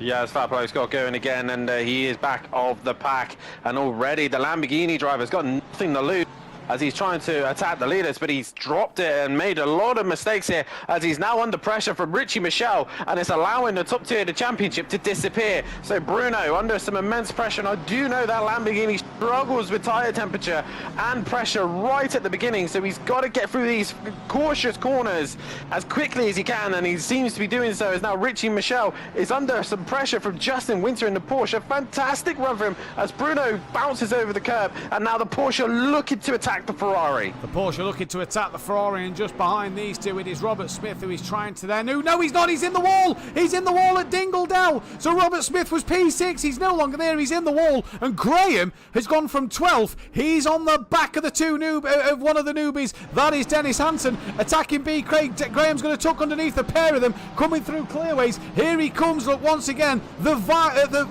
veteran, the wily old fox, 2 places through clearways. Thank you, Mama, for the carrots. And now that is Dennis. Graham has a huge slide as Dennis tried to attack back at him. Yeah, he just had a wiggle, did Graham. He got onto that horrible curve which made him unstable, but somehow Dennis managed to avoid him. Now the Lamborghini's got pressure and temperature. He's pulling away from the Ferrari and the Porsche. The rest of the guys behind the stable, and Burbeck's continuing his strong season. He's currently 6th, dragging his good friend Sam, who's part of the FBR clan, as they head down towards the middle sector. Micro J's has gone from 17th to 12th, and Monkey Boy's gone from 23rd all the way up to 13th. So Monkey Boy's had a demon start to this race. John Gooday's not really moved. It's a great train of cars. This, though, is John Andrews about to be overtaken by Nuclear Waste and by Naval Gomez. Where's Kieran Argent a bit further back? Dean Wisoki trailing round the back at the moment. Not sure what's happened to him. He's well off the back, and Robert Smith already in the pits. Nuclear Waste, I've also just realised, has changed car. He's into the correct Ferrari this time. So that's one to keep an eye on. But I think he possibly, I don't know what happened to it, but he ended up in the wrong Ferrari either way. But Max Mulder's lost the lead. Dizzle leads. So Dizzle leads. What has happened? The 999's had a spin. Just looking to see who the 999 is. That is the Jackal up by, that is by Sheen Curve. And yeah, Max Mulder has dropped the lead. He's gone way back, and Richie Michel is also on the back of Bruno once again. He's left Justin Winter. He's on the back of Bruno once more. That gap is half a second, so not sure what's happened here. Nor do I. I think Max probably just went a little bit wide in one of the sectors, and that's allowed Dizzle through, and he's gone fastest lap as well. But Bruno under a little bit of pressure from Richie Michel at the minute, who seems to be having the pace once again, but he's got a lot of rear end damage, has Ferrari. Very scuffed on the rear as trying to look to the front of the Porsche of Justin Winter. No damage to his car, so obviously I don't know if Michel's had contact with somebody else, but either way, he's giving the Lamborghini driver some headaches at the minute. Borobex looks like he's got a bit of damage on the front end of his McLaren. Then it is Sam. Graham's up to 8th. Dennis is down in 9th. From B. Craig, then Mirko Ritchie. Monkey Boy is currently running 12th, with John Gooday 13th on the back of him. Darren Bell's P14. Paul Williams in 15th. DJ Phil running 16th place, with Micro J 17th. He's dropped down the order a little bit once again. Nuclear Waste is 18th and on the back of Micro J's. Then it is Kieran Argent from Fat Bloke, from Mark Tucker.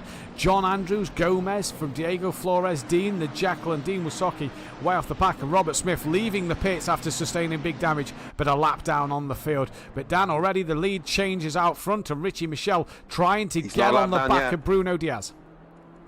Oh, Robert Smith is down a couple of laps by other things, my bad. But he has got back out. Dean Wasoki's not had the best start either. He's now to the back of the pack as well. But Dizzle leading from Max, who's brought the gap down. But now Bruno's starting to get into a rhythm.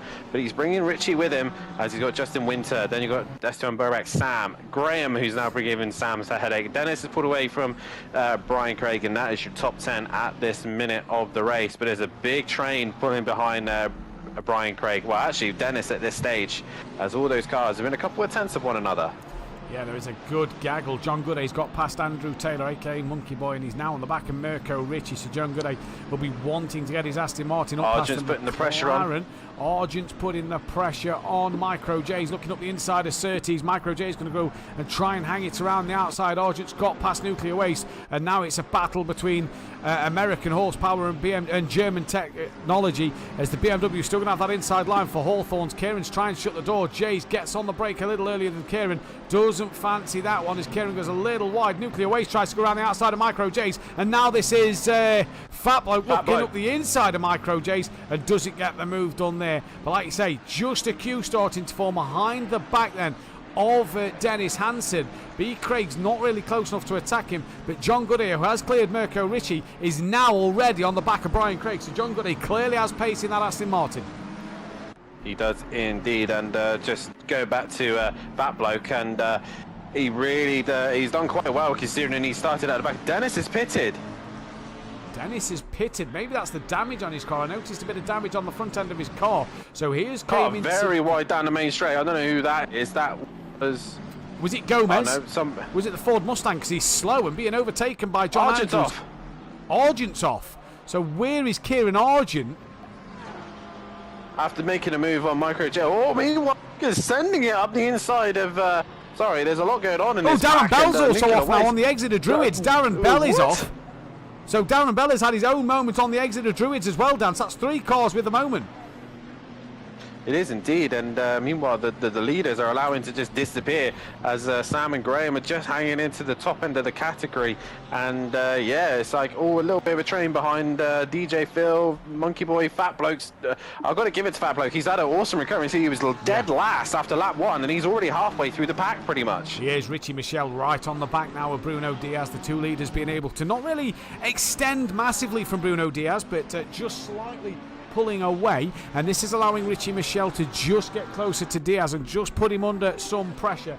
Don't forget, if you do like what you see here, hit that thumbs up button, the bell to be notified when we are live, and subscribe to the channel if you are new. We'll be back live tomorrow at 8 p.m. Sorry, got my times confused here, as that is Robert Smith.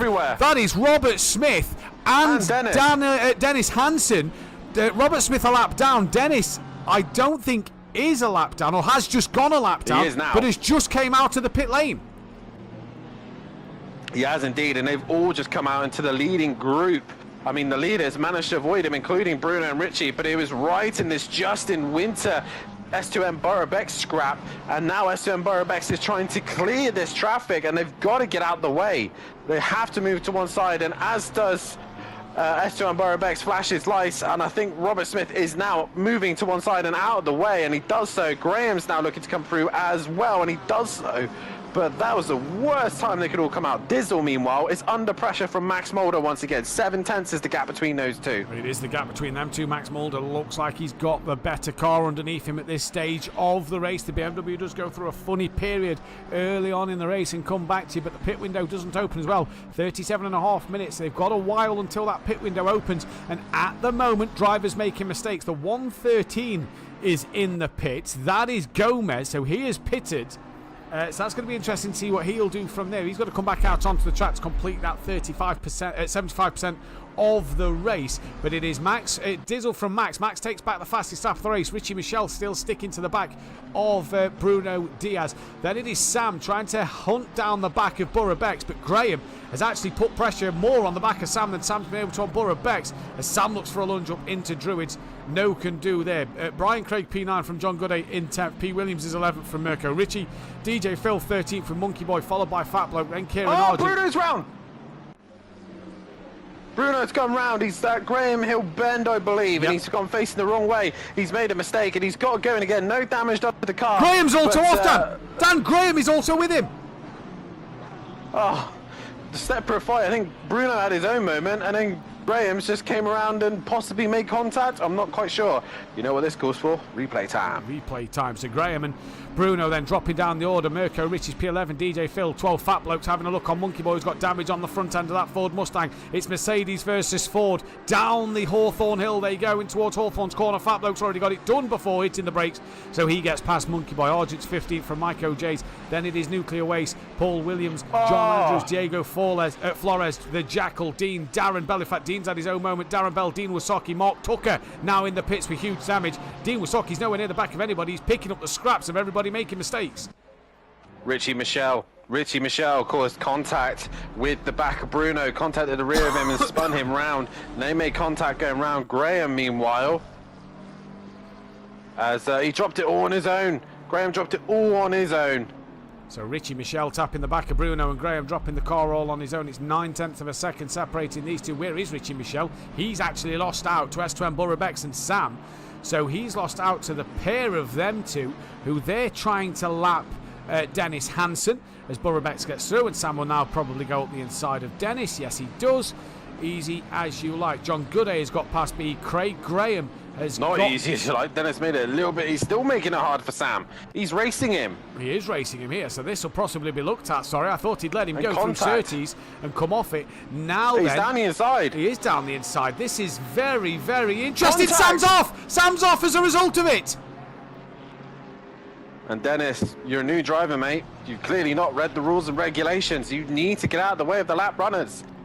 And he's made a big error there, and Sam has lost out massively because of it. He's now dropped behind only dropped behind Richie Michel, but still, that is still time, and he's got damage now to his car as well. Yeah. So he has indeed. Not Graham good. Starting to pull away from Bruno Diaz. DJ Phil's running 11th ahead of Monkey Boy as they come up the hill. In fact, Monkey Boy's now side by side with Argent. Argent makes a great move through Sheen up in towards Sterling's. Gets up the inside of Monkey Boy. That is fantastic driving. Micro J's watching on from all of this in 14th place. Then it's Nuclear Waste, Paul Williams. Fat Bloke's dropped to 17th, so I'm not sure what's happened to him. Darren Bell from the Jackal. Diego Flores. Max Mulder's dropped down. Then Dean. And where is Max Mulder? He's down in 4th, so what has happened to him?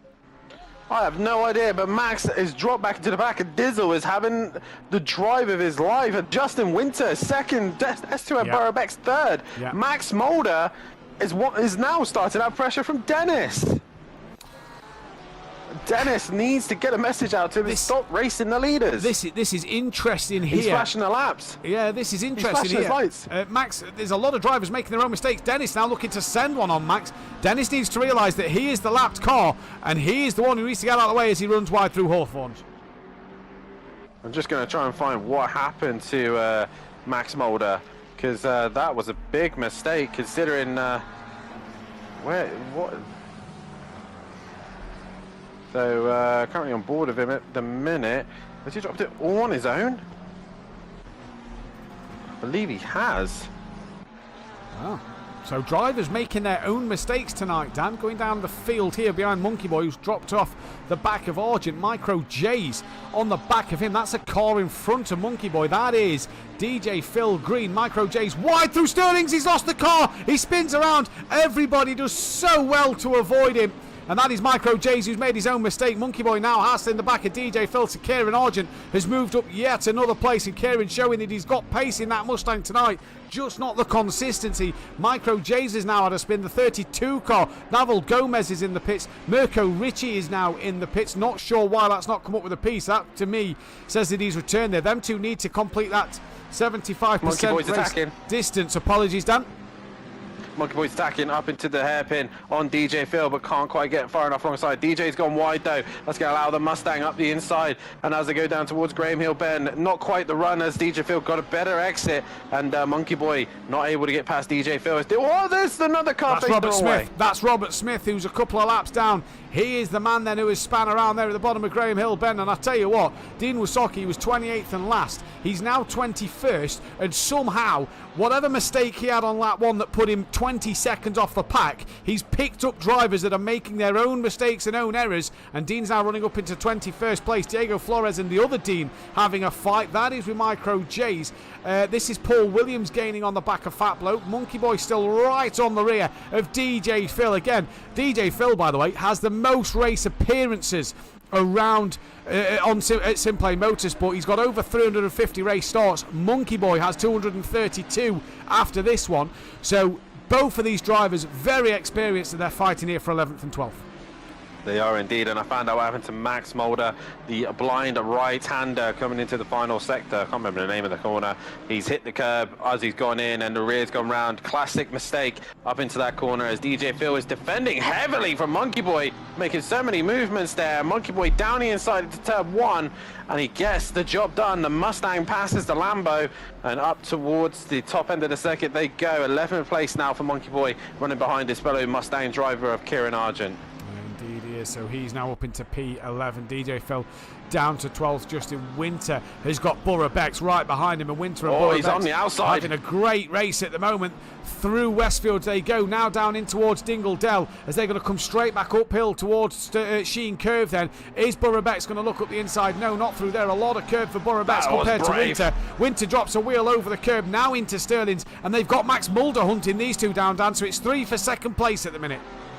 It is indeed, and this is allowing Dizzle to disappear up the road, and there is a car offered to the Pierce, and they've managed to get themselves back in. But Justin Winter, this is prime Porsche territory. This is not a lot of straights, not a lot of straight line speed, so the Porsche should be quite good around here. And at the minute, Justin Winter is making it work, and being a greasy bandits racer, I'm pretty sure Clouden has been helping him out, try and find some decent lines, as Max Mulder lost a little bit of time that lap, and he's being flashed once again by Dennis. Yeah, he's still being flashed by Dennis. Dennis needs to realise that these are the leaders fighting for that podium, and he is not in this race. Dennis can stay with them and match them all he wants. If he's quick enough, he can unlap them, but he's got to pull away. If he doesn't pull away, he'll have to let them back through. Sam's gaining on the back of Bruno as Graham's pulled away from Bruno. That is for 7th. That is for 8th and 9th, apologies. Just looking down the order at any other battles. Dean is on the back of Diego Flores. This is Ferrari Dean on the back of Diego Flores at the moment. Excuse me. And so far for Dean, it's so good in this... so far for Dean in this battle. Car looks okay compared to race 1. We saw he had a few scuffs on the car race 1. And that is probably not going to hurt him. Max is pushing really hard. He's run wide, and I think... yeah, I think some of these boys are just pushing the limits a little bit. They're just touching those outside grasses and gravel traps, and it's just causing slight mistakes. And I think this is where Max is trying to. He can see Dizzle is extending the championship lead while he's on as in Los himself. And he's got the fight between Justin Winter and S2M Borough Becks just in front of him. And this is where Max does not want to be. No, this is where Max doesn't want to be. This is exactly right. He wants to be on the back of Dizzle, or fighting hard with Dizzle.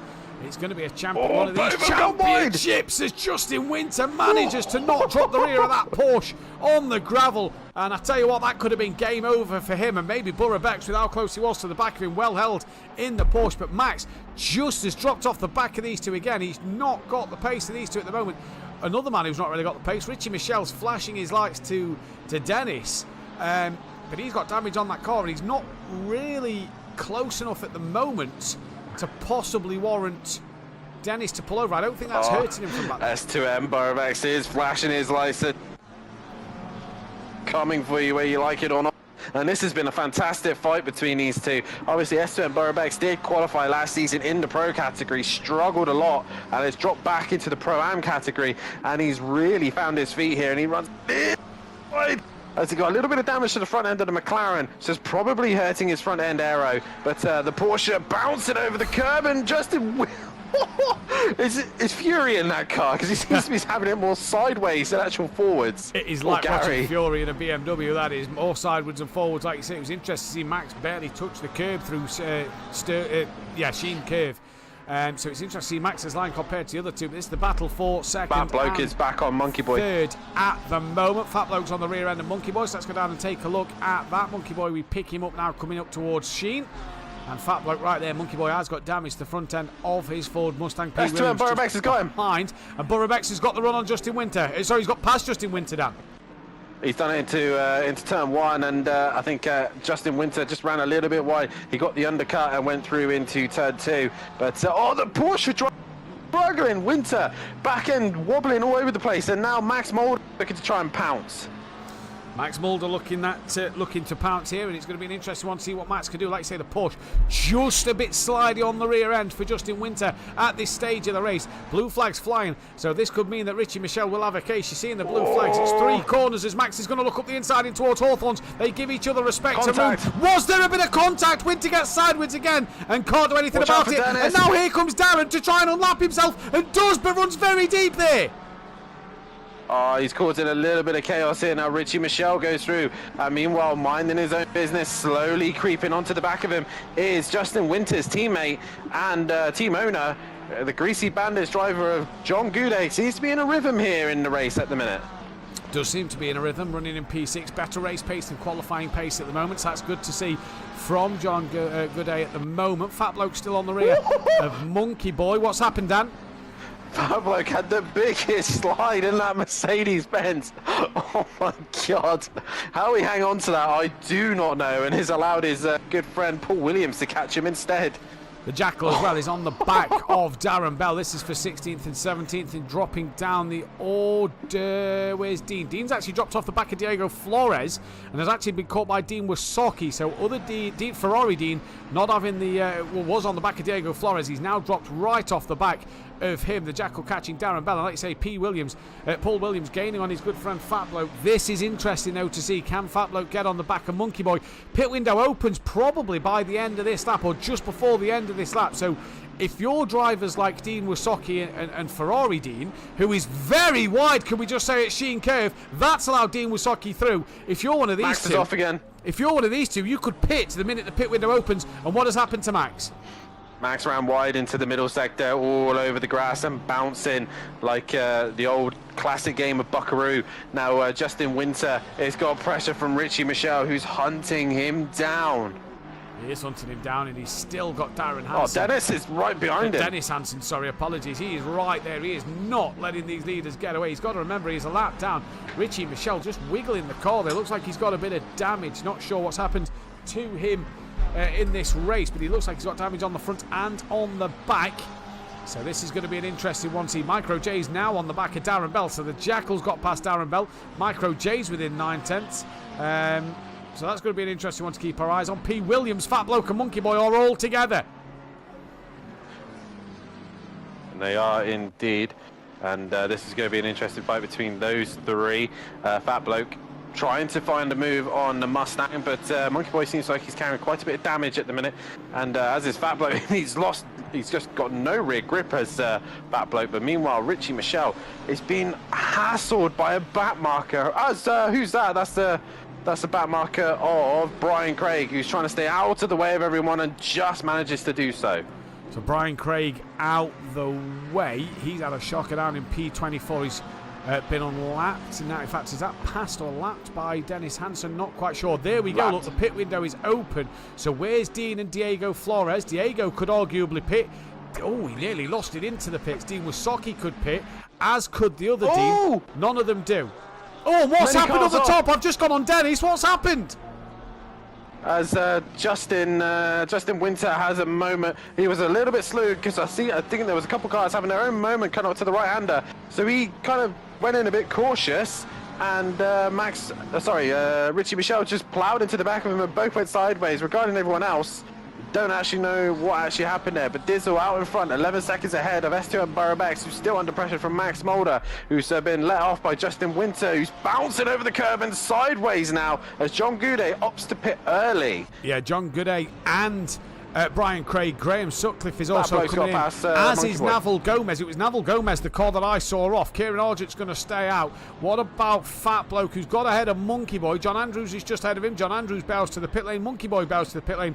Paul Williams goes through. I assume DJ Phil is going to carry on his way. But all this drama in this race, and we're not even halfway through it yet. Mirko Ricci hasn't been back out on the circuit. We know at least Naval Gomez has come back out. Mirko Ricci has not. DJ Phil carries on. So does Nuke Wace, the Jackal, and Darren Bell. Micro Jays, is he going to come in and box? No, he stays out. Diego Flores, who has had that gap cut short by Dean Wasocki. He had moments, though, when we went on board him as the pit window opened, thinking he was going to pit. He was actually having a big slide through this corner here, and he stays out on track as well. Oh, Max is pushing.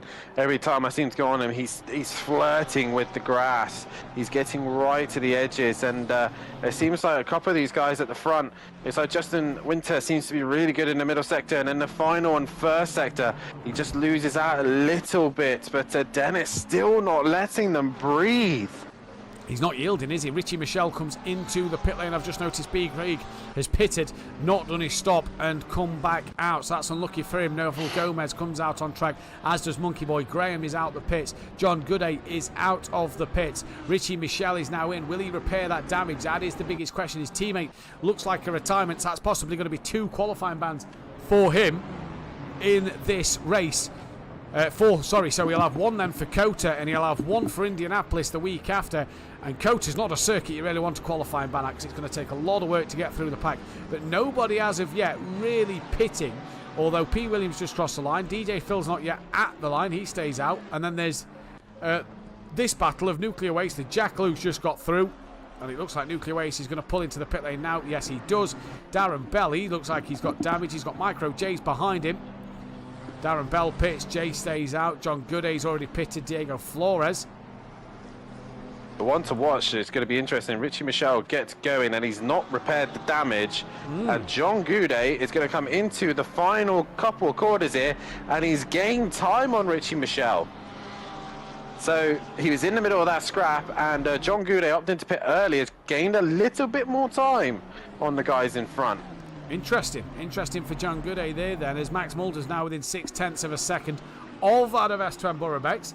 Looks like he's doing a rather splendid job, but catching's one thing, passing is another. Oh, he has a big moment coming through Paddock Hill Bend. The thing now then, Dan, to watch will be John Gooday over Richie Michelle. Graham is then the next car that has pitted. Then it is Dennis Hansen, who is yet to pit. Nuclear Waste and Darren Bell in the pits. Monkey Boy's done. Tucker and B. Craig still out there. Robert Smith, John Andrews and Gomez are done. Mirko Ricci's been in there for quite a while and yet to go, so that'll probably be a retirement. But Max Mulder at the minute, closest battle with him and Burrabex. This is the fight to watch. Is indeed, but as you can see, Max just making mistakes. S2M Burrabex makes a couple of mistakes, and I believe it's possibly S2M carrying the damage on the front end of his car. Max has got a pretty clean car, but he keeps making his own mistakes. He runs a little bit wide, and he's just flirting with the grass at the minute, and it's really costing him time. Fat Bloke and Paul Williams just kind of working together, I think, at the minute to get into a groove to try and get themselves up the pack a little bit. But I just went on board with Justin Winter. And that Porsche is so sideways at the minute. Unreal. Yeah, how he's hanging on to this, I do not know. He's lost a bit of time. Micro J's now goes into the pit lane. He is the next car in a long line of cars to be in the pits. That is from 16th place. Just looking up the order. I'm wondering where certain cars have gone. Dean Wasocki still 2.6 off the back of Diego. Dean is 1.3 off the back of Dean Wasocki. Max is in. Graham's 8 seconds off the back of him. So Max Mulder pulling the trigger early. Graham 8 seconds off the back of 3 cars then that are yet to pit. And who is that in front of Graham? Is that Burrabex? Dennis. No, that is Dennis? No, that is Burrabex, who is Graham might be a lap down to Burrabex. Yes, he is. Graham's a lap down to Burrabex, but Burrabex is yet to pit. The next car in front of him is Dean, who he's trying to hunt down. Max Mulder's into the pits now. Where is Richie Michelle and John Goudet? They're in the middle sector. John is right on the back of him. That comes in. He is indeed. And John Goudet is looking for any opportunity to find a way through. And I think that damaged Ferrari is really hurting Michelle at the minute, as Goudet is really putting it. But Max has already gone green, and he's already gone. So Max has already gone. When does he come off the limiter? Now. So Max is off the limiter and gone. That is him in a great position. So he has got the jump over Richie Michel and John Gooday then. And John is managing to try, or he's hoping to try and put Richie Michel under as much pressure as humanly possible. The thing now, looking at this leaderboard at the moment at this stage of the race, Max, your net, or is the guy that is ahead on pit stops. The problem is there's traffic that have had big damage everywhere, Dan. He's lapping cars that are yet to properly pit. Oh, yeah. In fact, no, this is for position, sorry. This is for position. So Jackal was racing Max. I thought, what's he doing? He's racing him. This is for position. So Max has obviously come out in the worst spot possible. Diesel's in and Bruno, so this should be interesting to see. Bruno wasn't a million miles away from Max Mulder. He was in that fight with John Gooday, I believe, as well. So Sam's also in. Sam is also in. And Max has cleared DJ Phil. Yeah, Max has cleared DJ Phil. So Dizzle, Bruno, Sam, Kieran Argent all in at the moment. Paul Williams stays out. Borough Bex. Justin Winter's off. Justin Winter is off at Graham Hill Bend. So that could put to bed anything with Richie Michel and potentially John Gooday, depending where they are. But Max Mulder coming down the start straight. Dizzle is already gone. Bruno, Sam and Kieran Argent still there. Max comes round clearways now. So he's going to take that net second place. Or, well, net second place. This could be close. Pit runners. Bruno is, yeah, so Dizzle gone. Max Mulder second, P5 at the minute. Green goes Bruno, but again, I think he's just too far away from the pit exit. It's going to be close with the back of John Gooday when he does come out. So he'll be hunting down those guys. If they're having too much of a squabble, Bruno could gain a couple of places here. He could indeed. Sam comes out the pits. Here comes Kieran Argent as DJ Phil and the Jackal are in the pits. Dean Wasocki decides to pit as well. Where's Diego Flores? Not saw his name. Dean was chasing him down. He's 23rd. He's 23rd. He's pitted. That's why I've not seen his name. So Dean Wasocki into the pits as well. So that should allow Monkey Boy and Micro Jace. Possibly Monkey Boy. Dean might have the jump over Micro Jace here. We'll have to keep our eyes out. Nuclear Waste. Mark Tucker still to pits, as is Brian Craig. DJ Phil is now away. Who was DJ Phil in a fight with? That was Fat Bloke and Paul Williams. He was with a fight with Jackal. Is absolutely gone.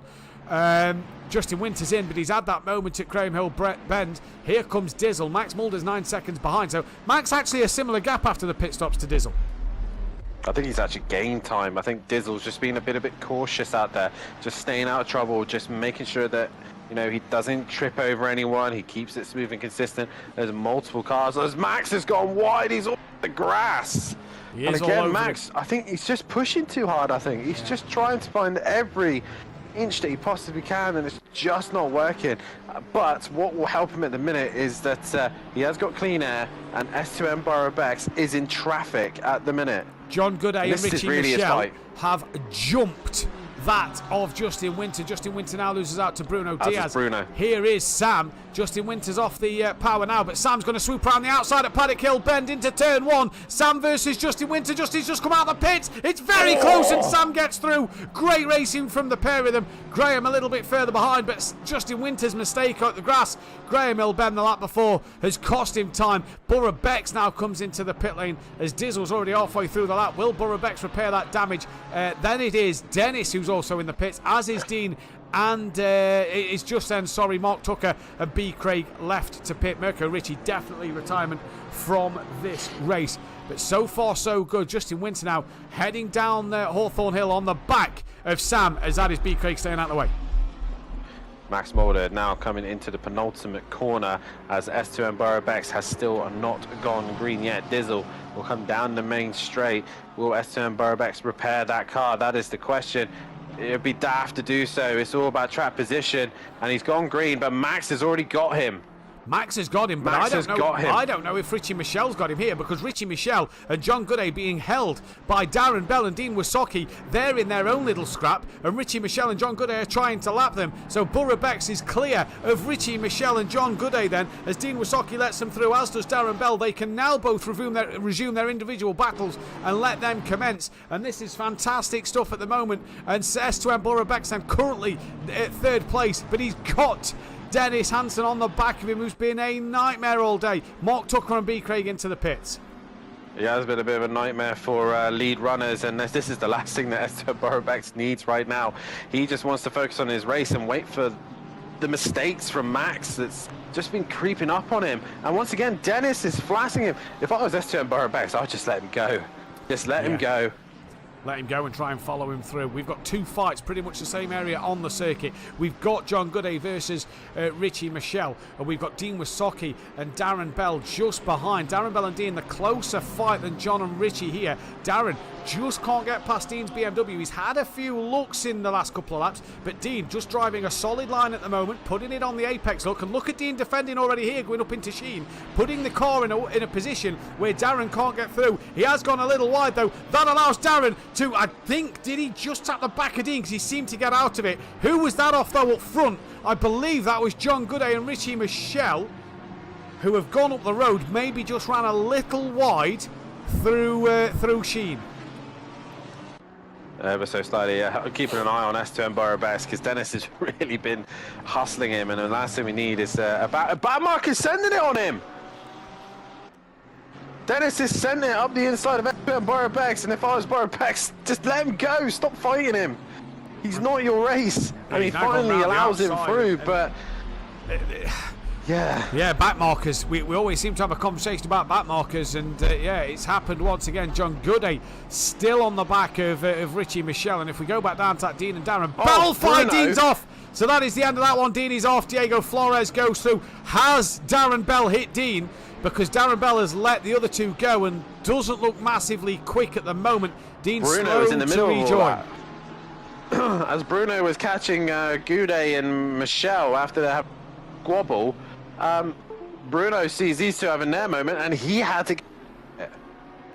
Yeah, he had to get out of it. Wow. Dean's had to not rejoin the track and let a lot of traffic go. So Darren Bell, I don't know if he was waiting for him, but he's carried on. John Gooday still on the back of Richie Michel. That is a car kicking up dirt just in front. Who is that in front of these two? That is the 38. That is Dean, Ferrari Dean. So interesting at the moment.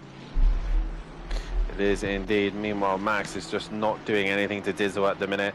He's managing to keep Esteban Borobex behind him, but how long until we see a classic Max Molden mistake? He just seems to be pushing ever so slightly. But yeah, it's a little bit questionable back markers at this stage. But Gouday's still giving Richie Michel a hard time, but this is the problem here. There's just nowhere to find an overtake. And Aston Martin, although it's very good overall, it's a very good overall race car, it's struggling to get any form of advantage over the Ferrari. Micro J's moves out of the way of Borobex, and in doing so, that's allowed Dennis Hansen to take his place of 17th place. So Dennis Hansen moves up to 17th.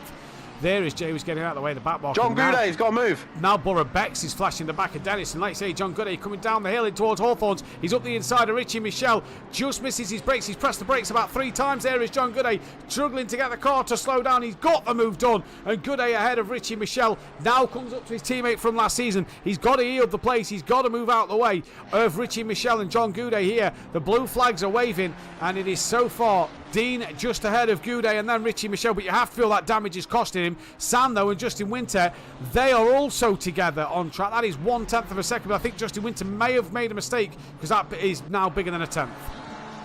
Richie Michel also flashing his lights to the back of Dean, and Dean gets right out of the way. But once again, S2M Borobex has probably got the biggest headache there is on track, which is Dennis at the minute. And he's still flashing his lights, but Dennis just refuses to get out of the way. He's gone a little bit wide, but we see that every time he goes wide, he still fights the position, but he has given it up this time. He has given it up this time, so will he give it up and keep it up? Down to DJ Phil. He's got the Jackal hunting him down in that orange BMW versus the red and green Lamborghini. Then down the hill, the pit window is now closed. We're into the final 22.5 minutes. It's been great racing here at Brands Hatch. And Dan, you have to say the amount of traffic we've had around Brands Hatch is pretty typical of the nature of this circuit. It is indeed. This is classic Brands Hatch. It's just quite literally a roller coaster. You just got to try and hang in there and hope that you don't get hit. And at the minute, Dizzle's just played a blinder. He's just kept it clean. He's out in front, and he's looking to gain another race win to his name again. He seems to be the featured race 2 expert at the minute, but Max isn't letting it go too easy. He's bringing that gap down very slowly, but I think he might run out of time. Dizzle's just not making any major errors. Dizzle is not making any major errors whatsoever in this one, as DJ Phil has got the Jackal going around the outside of him at Paddock Hill Bend. DJ Phil will now have that inside line going up in towards Druids. Great racing from these two, still shoulder to shoulder. Round the outside goes the Jackal, can't make it stick, loses that momentum on the nature of the corner. Has a look up the inside of DJ Phil in towards Graham Hill. They've got Max Mulder just behind them. Phil a little wide on the exit of Graham Hill Bend. Does this allow the Jackal to have a look up the inside in towards Surtees? This is a great fight for 14th and 15th. The Jackal has Max Mulder on his outside round Surtees, and now yields that time straight away. Does not want to part of Max Mulder, and he's now saying, come on Max, Dennis get him, because I want this position. Dennis has gone off.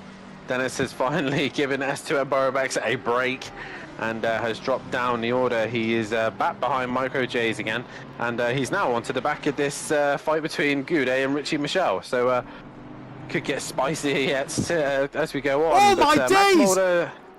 Max Mulder has just put a lap on DJ Phil, and DJ Phil has just nearly turned into Max Mulder going up towards Sheen Curve. Max has dropped it! Max has had another mistake. He's gone wide. Into the gravel he goes. He's had a major slide. How he's not hit the wall, I don't know. And S2M Burrobex can see that pink Lamborghini McLaren now. He can indeed. Max nearly got wiped out by DJ Phil the corner before, so I don't know if that's unsettled him a little bit, but wow, these back markers today have not yielded, have not done what they're meant to do, and it has been atrocious from the back markers coming down and up towards Druids. The Jackal still hunting him down, looking back to Richie Michel. He's losing out in that fight to John Gooday. That gap's open up. The Jackal's got underneath DJ Phil down towards Graham Hill Bend. He's backed out of it and looks at Graham Hill but can't get it done. He's now again got to let Max Mulder through.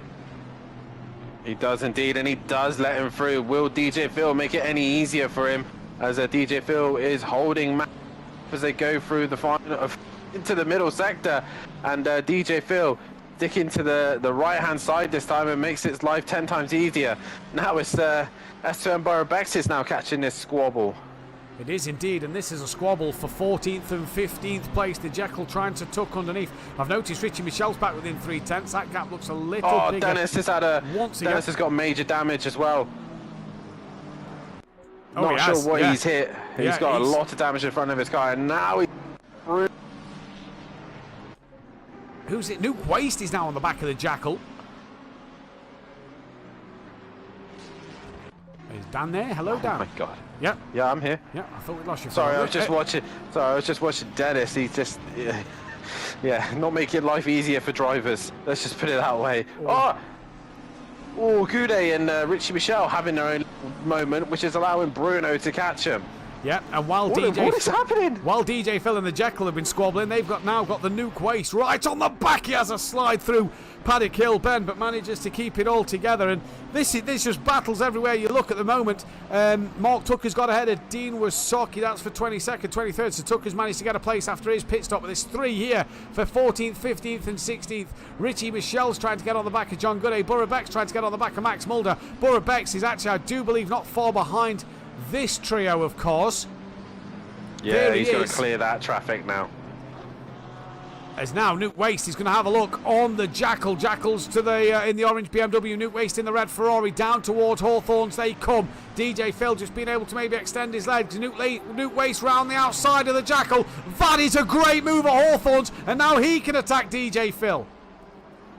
Oh my God, and they got S2M Burrobex coming up right behind them as well. So DJ Phil trying to survive, and there's cars off in front. There's cars off in front that look like the green Ford Mustang of Naval Gomez. Then as Nuclear Waste looking for moves on DJ Phil. That is Gomez in front. Jackal gets out of the way. As the traffic, that is the Jackal gets out of the way. Nuke Waste looking up the inside at clearways on DJ Phil. Can't get the move done. Can't get a nose along the inside. And this is huge in this race. They've got B. Craig who's a lap down on all of these guys. Nuke Waste looks like he's backing out of that to let S2M Burrobex through. So that's 2 of the back markers that have let Burrobex through.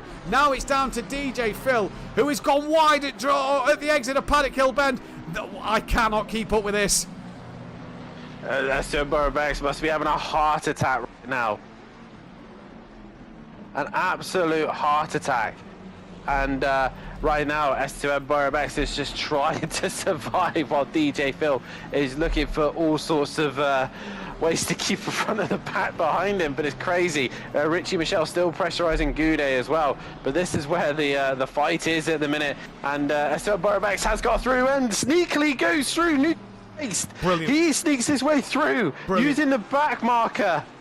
That is a great move. Now the Jackal's looking up the inside. DJ Phil just turns it on the Jackal a little bit there, and that has shot him off at Hawthorns, but the Jackal now gets through as well, and that was brilliant from Nuclear Waste. Very opportunistic from him to get up the inside and follow Borobex through. That is fantastic from him. Proper racing, and yeah, absolutely brilliant. DJ Phil's struggling now, and now he's had that moment. He's made he's gone a little bit wide and made a mistake, and we go back to the Goudet versus Richie Mitchell fight, and right now they're catching DJ Phil. They're now onto this squabble of cars, which should hopefully calm down a little bit now, but yeah, Assetto and Borobex has probably had a heart attack moment. Probably has had a heart attack moment. This has been a heart attack race. This has been absolutely fantastic so far. It's been great to watch here at Brands Hatch. A little chaotic with back markers, but nonetheless it's been a fantastic little fight. That is Naval Gomez off once again. He's spanned and stayed stationary. Now DJ Phil stays out the way of John Goudet and that of Richie Michelle. Bruno Diaz is not far away. Justin Winter, by the way, is gaining on the back of Sam once again. So Justin Winter, who's pretty much threw away a podium with his own couple of mistakes, is now looking to get back on the rear of the Aston Martin. Yeah, that Porsche looks like it's struggling with rear grip as it does, but he's had a great traction run through there. Ooh. And he's right on the back of Sam. But they're going to see a Mustang coming up in front of them, and they've got to be cautious of that. But two very similar shaped cars, and they're going at it at the minute. Difference is one engine's in the rear, one engine in the front. And right now, Justin Winter looking for any opportunity to just stick it up the inside. He is indeed. They've got Fat Bloke and Paul Williams not far behind them. A lap down, that is Micro J's, who is looking like he's going to get passed by Naval Gomez. Keeps having his own problems, and now they've got Sam and Justin Winter in this fight, and I don't know if Jay realises he does, because he's pulled off to the side. He's let Naval Gomez go, who's a couple of laps down, and he's let the two leaders through. So Micro J's lets them go, but that's probably the most sensible driving from a back marker we've seen all day. And Gomez goes off as well. He gets right out of the way as well, which allows Micro J's to go back in front of him. So while these two are all busy doing that, they're catching Dennis, who's got major damage to the front end of his car, and they're going to start catching the back of that McLaren. Paul Williams within within 2/10 of Fat Bloke here. Then this is for 10th and 11th. 14 minutes left in this race. 31 laps have gone. It feels like it's been forever since we started this hour-long race, and already these drivers are coming towards the end of it, and it has been a fantastic day. But you have to say, Dizzle in this race has been absolutely dominant. Max now is, well, he's not quite a sector behind, but he's 10 seconds it now comes up. So he's just, every time he's closed that gap, he's then started to push too hard, and it's not gone his way. Yeah, he's just been pushing it. It's just touching the grass one too many times. Amazingly, he's not actually had a big moment. He's not managed to hit no one or hit anything. But Max, he's just been doing what he needed to do. He just needed to see the end. And yes, Dizzle's had it pretty much plain sailing, and this is where Max needs to go, okay, right, I recoup, you get through Brands, we still finish second, it's not massive points we've lost out on, it's just yeah, let's just regroup and get back to it, as Sam and Justin Winter are still going at it, and Graham is now starting to catch these two. Yeah, Graham starting to catch these two, but he's 4.5 behind, still plenty of time to get on to the back of them. That is Naval Gomez, who's had a moment, and round he goes, but thankfully not into J or Sutty Apex Graham, because for one moment the camera angle made it look a little interesting. Graham though could try and close that gap. Paul Williams still getting close to the back of Fat Bloke. No other battles, actually there is a battle. Darren Bell on Ferrari Dean. This is for 19th and 20th position here. What will happen between these two down the order? This is a pretty close battle. Paul Williams within 3/10. And Richie Michelle, he stuck to a second to John Goudet. So you have to tip your hat to him there. He got overtaken, but it has stuck to the back of him. Yeah, what would have happened if he'd had a fresh car, no damage to that car? Because he's been able to stick with John, considering John's got major damage to his car. So we'll see what John can do. He needs to clear this traffic, and the Jackal has been complying with the blue flags, but right now it's just in a tricky part of the circuit. It's not easy to get out of the way here, and that's where I'll defend some of the back markers. High speed middle sector, it's hard to get out of the way, and when it's like a one-line run, he needs to find a way out of the way, and he'll do so in a... No, he's still fighting them off. I think Jackal is trying to find a way past Argent's in. Yeah, he's got massive damage, Dan, and he was running in P12 ahead of Monkey Boy, so that's going to give the place to Nuclear Waste. The Jackal, DJ Phil, Dennis Hansen will get a place, who's still running with damage and gaining on DJ Phil. Micro Jays should gain one, as should Dean. Darren Bell, Dean sideways, through Sterling's and clips out of Darren Bell as Darren Bell tried to avoid him, and Darren Bell does get the move done. Diego Flores should possibly come past. Tucker, don't know, it just depends on how big. Kieran's got the meatball flag, so that will be at least over a minute. Yeah, it will be indeed. And right now, John Goudet is still hanging in there, but he's caught this train of cars, and they're all in their own kind of weird little scrap as the Jackal is trying to catch Nuclear Waste, and in the middle of all this is a orange McLaren of, I believe, Brian Craig. It is. He needs to get out of the way of the Jackal, because he's not really gaining anything at the minute. He's not going to gain any time on anyone. Robert Smith. Yeah, so he needs to get out of the way, really. Very surprising. I thought Argent was going to be in the pits for a while. He's just come out of the pits. He's going to be ahead of Tucker, Smith, B. Craig, John Andrews, and Dean Wasocki. So that'll all be done. This five-way train is really getting interesting now. Brian Craig needs to get out of the way. Well, they all need to get out of the way because they've got John Goudet and Richie Michelle there, so they all need to heal time. Nuke Waste, is Nuke Waste being shown the blue flags and trying to get out of the way of John Goudet? I'm not sure what is happening here. The Jackal's now going to look. John Gooday's going to look up the inside of the Jackal, and these are lapping each other. They're not racing. B. Craig has unlapped himself from Nuke Waste. Now John Goudet side by side with a BMW into Druids, and somehow they don't make any contact, but still the back markers are in the way. And Jackal slips in between the leaders. And now Richie Michelle hits. Oh no. 113's got a drive through. That is Gomez. And Bruno goes past Michelle. I feel that was a bit on Richie Michelle there. That was a bit naughty to lunge up the inside at Graham Hill. Maybe should have waited for after. But again, naughty from Jackal and everybody else to not give the time. B. Craigs now needs to pull away from Nuke Waste, otherwise give the place back. Nuke Waste now needs to move out the way of John Goudet. Nuke Waste is wide, stay off. He does, and John Goudet finally gets through. But Richie Michelle, yes, naughty of the Jackal and the three in front, but should he have really gone for that to lap the car? To lap the car there and then. He should have given Jackal some time to realise, oh God, what's actually going on here? Who am I? It would have given him a corner or two, and you know, Goudet still had to clear traffic anyway, so it wasn't like he was going to scamper off into the distance. And Richie Michelle not only has given himself more damage, but also he's lost out to Bruno now. And Bruno, like I said, just quietly minding his own business and just working his way through the pack after an earlier start.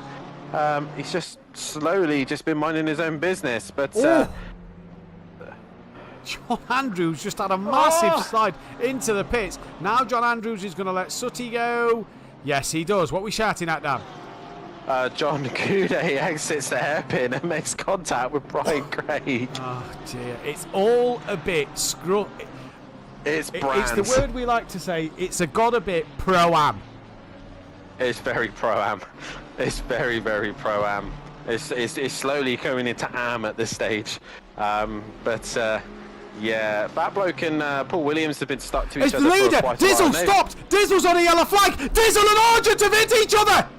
Here comes Mulder! No. He's going to pass him down towards Sterling's. Max Mulder's on the outside line. He covers it across now. Dizzle's got huge front end damage. Max now has a wiggle, and Dizzle comes back at the lead. What has happened between the race leader and Kieran Argent? That's two Empire Bex and Gomez. John Goudet's catching them. S2 Empire Bex has got major damage. Dan, the back markers today. Max is leading. The back markers have been horrific. John Gooday is on the podium. Max leads. Bruno Diaz is in second place. Kieran's still off. Max is ahead of Dizzle. What has happened all there? Because we saw Kieran with Dizzle, Borough Bex with Gomez. What has happened? Dan needs to check the replays, but go John Gooday on the podium. Bruno Diaz is up into fourth. Richie Michel fifth. Borough Bex, he is struggling to get that into the pit lane. It has all gone horribly, horribly wrong. Oh, just when you think it's just done and dusted, Dizzle had it under control, and I will find out in a few moments' time what it exactly has happened. But Max Mulder looked like he was going to lose some points to Dizzle, but he's now back in front. From out of nowhere, man. From out of nowhere. Yeah, currently on board of him. Oh, no. No, no. Oh, okay, so into the penultimate corner, Dizzle goes into it. Argent's having his own little moment, drops the rear, which then slides him to the inside of the circuit. He tries to catch the snap, and it goes onto the grass, which then spears him straight into the path of Dizzle. He had nowhere to go whatsoever. He's on the brakes, and Argent straight into the path of Dizzle. Justin Winters just picked himself up a drive-through penalty. This is absolutely horrific here. Kieran Argent in the chat. I'm sorry to Dizzle, lost it trying to let you pass. If Pro-Am's been like this, Pro will be clean, says PN Motorsport. Yeah, what was we saying earlier, Dan, about Pro? Because Pro-Am was relatively clean. Don't think we've got a lot to worry about, but my, oh my. Dean Wasocki, I noticed, was also back in the pits. He's back out. Drive-through for 204. Who's the 204? That is Justin Winter, who's got to do his drive-through. The Jackal's now spanning. Is it Justin Winter? Oh, God. Oh my God. Yeah, Graham's now gone up past Justin Winter. Oh my God. And Bruno is now back under some pressure from Richie Michel. John Gooday has probably had... No, I'm just trying to think of one driver that's had no problems tonight. Monkey Boy has had a pretty clean Mustang, let's put it that way. He didn't race one. Did Graham have many problems in race two? Because he had a pretty good race one. He's had a pretty decent race too. Yeah, so we'll go with Graham, who's probably been the luckiest driver out of them all. Bruno's not been too bad, I suppose, either, but... Oh, man. Back markers tonight. There's not been a single driver tonight I don't think that's had an issue. Everyone's had a problem, some way or another. Where's Borough Bex? Max has just had a moment. Borough Bex is still in the pits. Max is now having a moment. Dizzle's still on the back of him. Dizzle's damage is there. It's not huge, but he'll be feeling it. Richie Michel's on the back of Bruno Diaz. He's now got a lap nuclear waste. Oh my days, there's cars that are in the pits. They've done the three-quarter distance. If Borough Bex doesn't come back out, so he will score points, and that won't be a retirement. We know he's in there for a long time. That is huge damage for Borough Bex. My heart goes out to him because he was in the middle of all that Dizzle and those cars trying to rejoin. Oh, Paul Williams is now in the wall! He was close to the back of Fat Bloke. Robin Smith was involved as well. I don't know if he's dropped it on his own, but Paul Williams in a wall. Monkey Boy's nowhere near. And there's still dramas. And now Richie Michel is trying on the back of Bruno Diaz. They've both put a lap on Nuke Waste, who moves to the side. And now Richie Michel on the back of Bruno Diaz for that fourth spot. My days. My days, this is getting interesting. Brands Hatch, man. Brands Hatch. Oh, Max Mulder, keep him on track. I can't watch. Oh my God, we still got 3 minutes to go. Richie Michel now pressurising Bruno. Luckily they've not got any lap traffic to get through. And Richie Michel nearly drops it. Oh my God. Dean is trying to close down the Jackal. That is Ferrari Dean. Richie Michel's on the back of Bruno Diaz. Dizzle's gaining on the back of Max because Max keeps having his own moment. This is not done. Looking at the traffic though, car 46. Who is that? That is... Kieran Argent. Oh no, Kieran could lose it again in front of Dizzle or Max Mulder. Oh, Dizzle will be having nightmares, but it is Richie Michel who's just losing out a little bit now to Bruno. So Bruno in clear air is managing to pull away, but back markers, and I think this will be the discussion for PN and Joe tomorrow night if they've watched tonight. It'll be a talking point for sure for them too, Dan, to mention in Pro about how bad the back markers have been. I'm hoping the Pro will, you know, have a little bit more of a sense of what's going on. Justin Winter now serves his drive-through, and yeah, Oh, Max! You don't need to be pushing so hard. Justin Winter stopping. Justin Winter stopped at his pit box, Daniel. I was just checking to see if he'd get out before Fat Bloke. He wouldn't. He would have cleared Paul Williams, but he stopped at his pit. I think he's realised. I think he's just realised. He might now lose out to Paul Williams. No, he won't. He shouldn't do from there. No, he doesn't. Oh my days, any longer and he probably would have lost out. I don't think he realised. I think Max will start his penultimate lap, but Max has been given a lifeline here. And Masaki now, as he comes up. Dean Masaki, to be fair, has been one of the better. Oh no!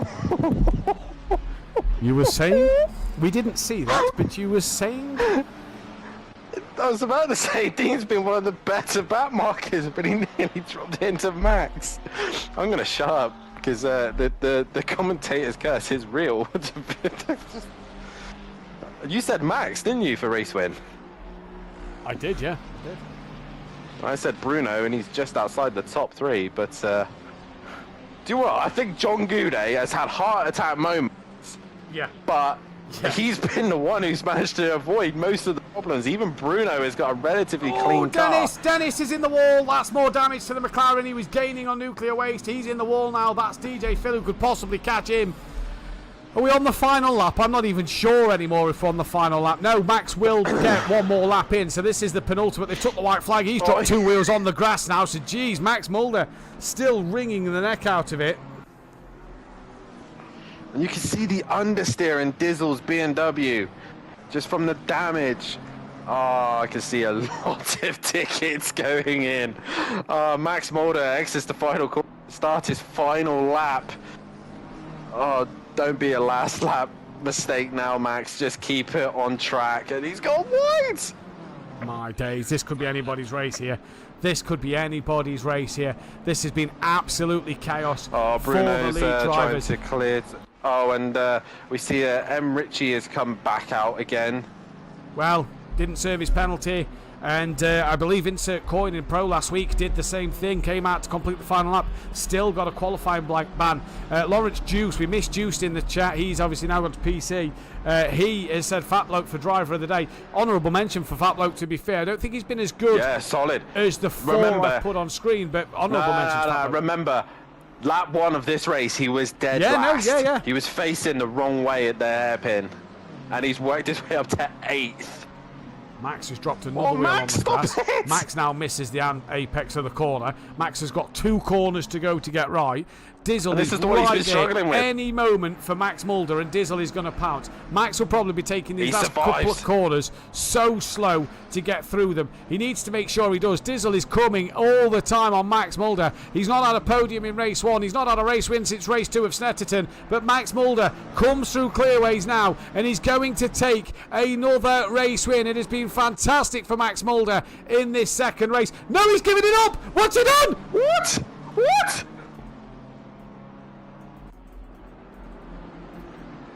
He's given the race win.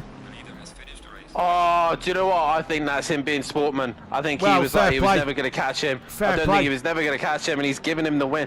Oh, he's run out of fuel. But John Goudet, P3. Yep, great drive for John Goudet. Absolutely Bruno, though, fantastic. P4. Bruno on his debut to go with his P2 to P3 and a P4. He deserves a good honourable mention. Richie Michel drove a decent race, pushed him hard at the end. A pair of 5th places for him. Sam, he's going to come across the line to take home a P6. This race has had everything. Graham, solid day for Graham, back on the winner's circle, and he's going to come across for a P7. Fat Bloke as well, like Dan said, last at the end of lap 1. He's now going to finish P8 in this one at the moment. It's been a great drive from him.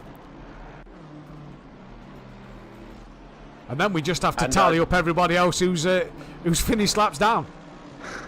Yeah, Fat Bloke crosses the line. Justin Winter is... Paul Williams is going to be the last lead car, I believe, because Monkey Boy was lapped. So the top 10 are the only ones not to be lapped. I'm looking in the Discord to see the chat and to see what's what. And Max Mulder, now that is who I want to compete against, says Dizzle. Massive respect, and a big respect to Max, because he didn't have to do that. He could have taken the points, but he gave the win back to Dizzle. And do you know what? Max has had some sketchy moments here at SimPlay, but to be fair, that is probably one of the nicest things I've seen. And like I said, he doesn't have to do that. He didn't have to. He had the win. Yeah. He had it in the bag. Yeah. And that's just true sportsmanship right there. Massive sportsmanship. Massive hats off to Max Mulder there. That is brilliant from him. If he's done it intentionally. Well, I don't know, but we will find out in a few. We will find out in a few moments' time. We are just awaiting to get. See if anybody will join us for the podium. I am just inputting the race results now. So this is going to be the interesting one. Kieran Argent really was in a good place and threw that one away. Micro J's. Where did Jay finish in all this? He came 14th. He was down the order at one stage. Dean, who managed to come up the order, finished 26th. So he was down the order. The Jackal come across for 17th. Mirko Ritchie didn't score because that was a retirement, not 75% of the race. Dean 18th. Darren Bell, going to have to take to my screenshot for the time being, so I can't see where he is a second. Darren Bell was 16th. Then we got S2M Borough Bex, who finished 24th. Diego Flores, he finished 19th. DJ Phil, he finished up in 15th place. B. Craig was down in 22nd. Then we've got Tucker, who finished 20th. Now, while we await driver interviews, this is the new thing. If drivers are listening, and Dan, if you want to post on the Discord chat, get into the Discord chat if you fancy an interview. We actually do have 2 drivers in. So, Dan, I will let you start the interviews. It is only Dizzle who needs to come in the chat. Hypertech and Max Mulder can hear us. They are on mute currently. You cannot hear them. So what we will do is Dan will start with the interview for 3rd place of Hypertech while I sort out the drop scores and give you the final tables before penalties, the provisional results. So, John, you should now, my friend... Hang on. That isn't the correct button. John, you should now be unmuted. Can you hear us? Can we hear you? No. Hello, John. I've still got John on mute for some reason. Fantastic start. No, John's got his mic on mute.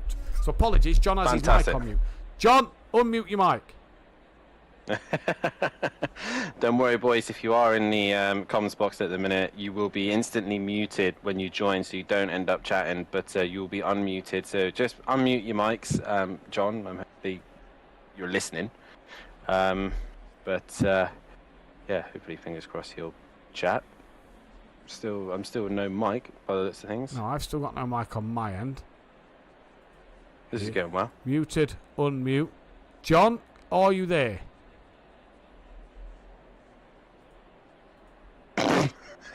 We will hopefully bring you an interview. Try Max. Try Max. Let's try Max Mulder. So we've unmuted Max Mulder. Max, can you hear us? No. Diz, can you hear us? This is going fantastically. So, is it possibly... I believe this is what Mike set the roll as. So 1 minute, I am just going to edit something on the roll because I believe Mike set something up and it's not done it. Leave it as that. Do that. Go back. They're all still muted. It says they're muted. Nobody is muted on our end. Oh dear. This is going well. We may have to leave the driver interviews and try it some other way. All 3 drivers currently muted. Go through PlayStation. It's saying John doesn't have...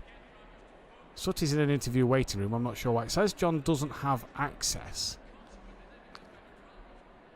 The thing is, they can hear us. Everyone can hear us. And it's just... You know, this is new for us. We know you boys can hear us, but we will get the hang of it hopefully for next week.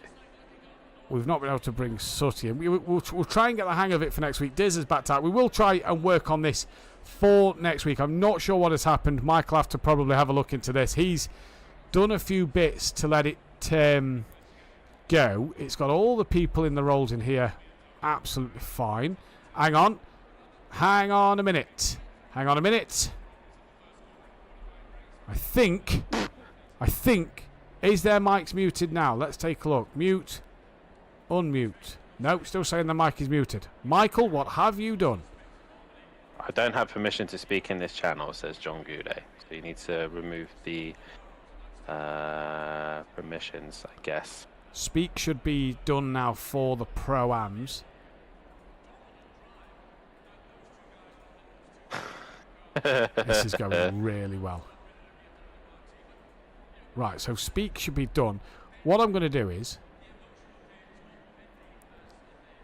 What we're going to do is if you boys can hear me, put yourself in the general chat. In fact, hang on, we've got Diz. Gents? Dan, Hello? Speak with Diz.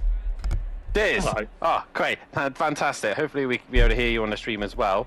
But congratulations, mate, on the race win. I bet you're just as shocked as we are, but that was going incredibly well for you. Just at the end, you caught a back marker. But tell us about your race, mate. It's been awesome to watch you and Max this season. Yeah, it's been really good to race in. I mean, massive respect for Max for doing what he did. I mean, yeah, he's been great competition for the past couple of races, and my race today was quite, I say, easy. It was I had a lot of free air, and I did my pit stop well. I noticed Max pitted early, and then I just followed him in, and whether that was traffic catching him up, I managed to get a good 10-12 seconds and hold that for a lot of the way. So yeah, I think with the back markers, I was moving through some, he was moving through some. We weren't really gaining or losing on each other. But with my little incident in the end, it is racing at the end of the day. He has apologised. He is trying to let me go, and stuff happens, doesn't it? But yeah, Mathew, respect to Max for letting me go there. Obviously, we saw last season, I believe you were in the McLaren last season? Yeah. And moved to the BMW. How are you finding the BMW this season? I mean, I love it. I prefer it massively to the McLaren. I think over the past couple of months anyway, I've improved in terms of racing, and I think I've just found the car that works exactly for the driving style, and hopefully it stays the same for the rest of the races. Well, hopefully it will do, and we're loving watching the fight between you and Max. It's been absolutely fabulous. Next race is our first stop to the Americas. We're heading to COTA next, Circuit of the Americas. How do you think you're going to get on there? It's not a track I've raced a lot, but I'll put in a few practice sessions and see where I can get in terms of pace. But I know it's quite a technical track, a lot of curves. But hopefully I'm up in the top 5, fighting with these gents, and I just have a good race, just having fun with it. Regardless if I finish P1, P2, I'm just having fun. Well, congratulations, mate, on the race win, and we'll see you next time out at COTA. No worries. Cheers, gents. Great commentary. Des, if you could let John and Max know in the general chat what you did, because I don't know if we've got them coming. If you can let them know how you unmuted your mic, that'll be brilliant. We all now, though, going to speak with Graham Sutcliffe, who took the race one with Graham. Thank you for the mic, Russell, there. Graham, that was a bit of a shock. I bet you didn't expect that this season. No, I didn't. I said grazie della grazie in the chat, which made Monkey laugh a lot. But yeah, haven't heard it for a while. No, I didn't think I'd have the pace, but just consistent, just mid-25s, high 24 I think I did, but yeah, it was sound. It was sound, and it was a good race for yourself in terms of being able to start at the front, get a few laps under your belt in the BMW, but you also seemed like you had a decent race with that with the new driver Dennis. Yeah, no, it was good, yeah. I asked him a little bit, and I think he fell foul to Sutty a little bit and went wide, but yeah, no, it was good. BMW COTA next week. Are you around for COTA? Are you at work, or what's the situation? I'm not sure as yet. You know me, I just dive in. I wish I could practice, to be honest. It's made me give me a bit of a thirst now to practice, but I can't, unfortunately. Well. Race 2, like I said, was good, and then as soon as the fuel went down, I had 2 spins. Still managed to get back. I think if I had practice, I think I could have had the pace, but that's life. That is life. Graham, congratulations. We'll see you next time. Cheers, man. Well done, lads. And I believe now, Dan, we're going to try and speak with John Gooday. John? Hello? Ah, we've got him. Dan, I'll let you take this one. Yeah, John, man, like you were saying before the start of the week that you might have struggled around here and not quite at the pace of the leaders, but you've got to stay on the track to score points, and here you are on the podium. Yeah, it's kind of a tough one, to be fair. I'm not going to say it was easy, because it weren't. It may have looked probably easy for the stream, but I had a lot of problems with back markers coming through, especially in the second race. That I think need looking at, to be fair, but I'll raise a ticket for that one. But yeah, I mean, go on. Sorry. I mean, that's what's been the talk of the night, is back markers. It's been crazy, chaotic, but your car seemed to be the only car that didn't have any damage on it whatsoever, but that's how it happens sometimes. But obviously you haven't got the outright one lap pace as everyone else, but you seem to have the knowledge on race pace to outdrive these guys. Was that just just staying out of trouble tonight?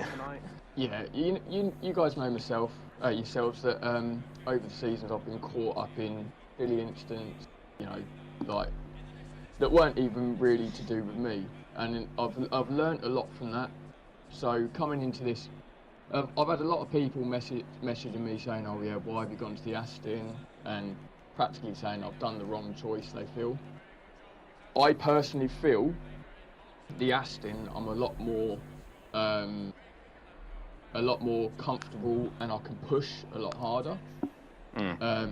I proved it in the endurance races that we've done. Like I went from near on back of the pack to first within 5-6 laps, I think it was. I practically done the same thing in this race and first race as well. I went from the back, and it was just pulling through the pack, and it's nice when the car feels like that, because you know that you've got the confidence, which helps you push. I truly believe that I've done the right choice to go from the AMG to this. I'm hoping that I've kind of answered a lot of people's questions why I'd done that move now. But yeah, it wasn't an easy race. It may looked easy on the stream, but it really wasn't, especially the second race. It was just like the back survive. Oh yeah, it was literally just the survival mode, and I was a lot of the times trying to avoid people and manage it. It's practically like a close my eyes and just wish on some of them. Yeah. And it just just managed to stick. And like we said millions of times, you've got to stay out of trouble to get up. And that's what's happened today. I think it's just staying out of trouble. But I was coming into this race today, again, like you said earlier on, I was coming into this race thinking, if I finish top 10 with anywhere within there, I would have been happy. Like if I'd have finished 10th, I'd have been happy there. Because I wasn't coming in confident. I really wasn't coming in confident. But like I said, it just proves to stay out of trouble, and yeah, you can pick up some good positions, especially around the track. Well, now you're ecstatic. We're moving to Circuit of the Americas next. How do you think you're going to get on there? Again, it's not one of my strong tracks. I don't really like COTA, to be fair. I think it's going to be one of them tracks again where I'm going to have to come in and not really expect anything from the race and just get my head down, knuckle down and go. I can't. We've only got to see what happens. That's all I'm saying, because I don't really like the track. But again, like I said, if I can stay out of trouble, I'm hoping I can get back up here. Like I've already proved in the other two races that I've been top 10-ish in the other races as well. So I know I've got the pace there. Yeah. So like I said, just staying out of trouble. That's all it is. Staying out of trouble, because we've got a lot of new drivers on this track as well. So which are still learning the ropes of obviously who they can battle with, who they can't battle with, as well. Getting out the way when you need to get out the way instead of trying to battle. So, but yeah, Yeah, we'll see. We'll see how it goes. I'm not going to say that I'm going to finish top 3 because anything can happen in a race. I've always said this: anything can happen in a race. Yeah.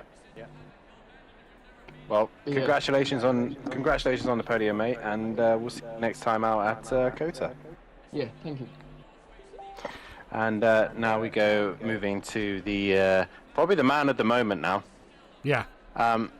Max Mulder, and I've got to say to him, he's not in the driver of the day. I was going to give it to either S2M Borobex or Bruno, but after that, Max, you've just been given for my driver of the day just for sportsmanship. That was very kind of you, mate. You didn't have to do that, but it just shows how much of a true racer you actually are.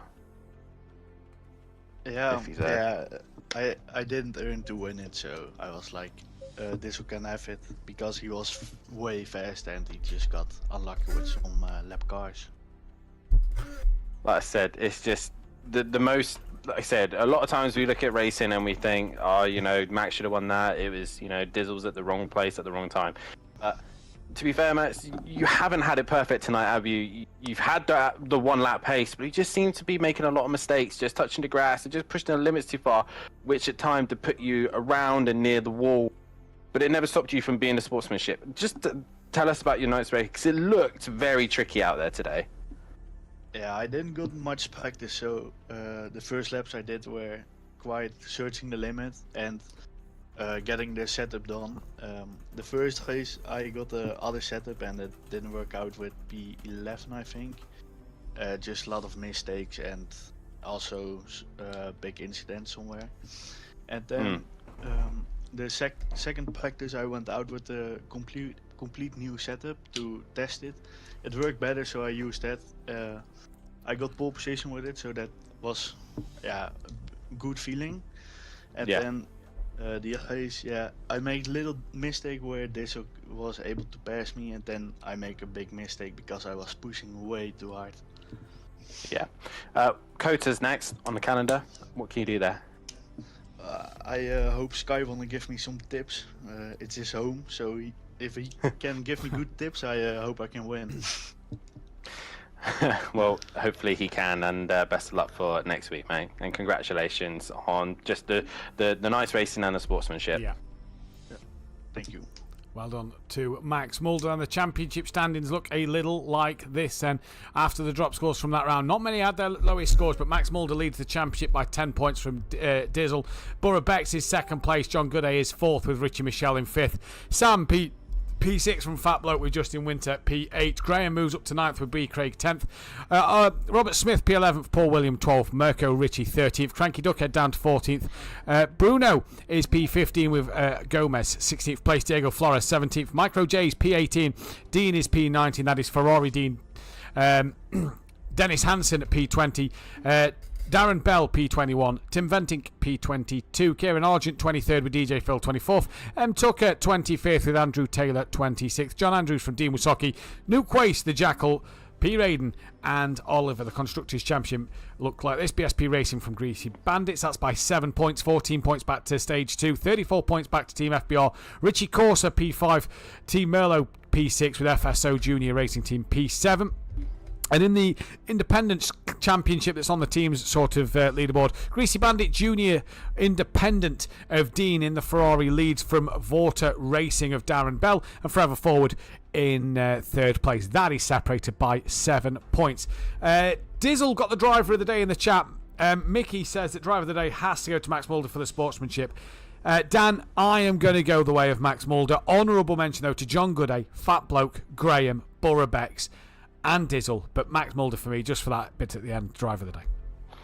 Yeah, I'm going to have to agree with you on that one. Max Mulder, once again, driver of the day for this one, just for pure sportsmanship, and that's just showing what you guys should really do. It's not at the end, yes, we all race and compete, but at the end of the day, we're all doing this for fun and a bit of a hobby. So Max, driver of the day, but for me, it was also Bruno and Borobex are the two that I've got to mention as well. Fantastic debut for Bruno, and Borobex as consistent as always.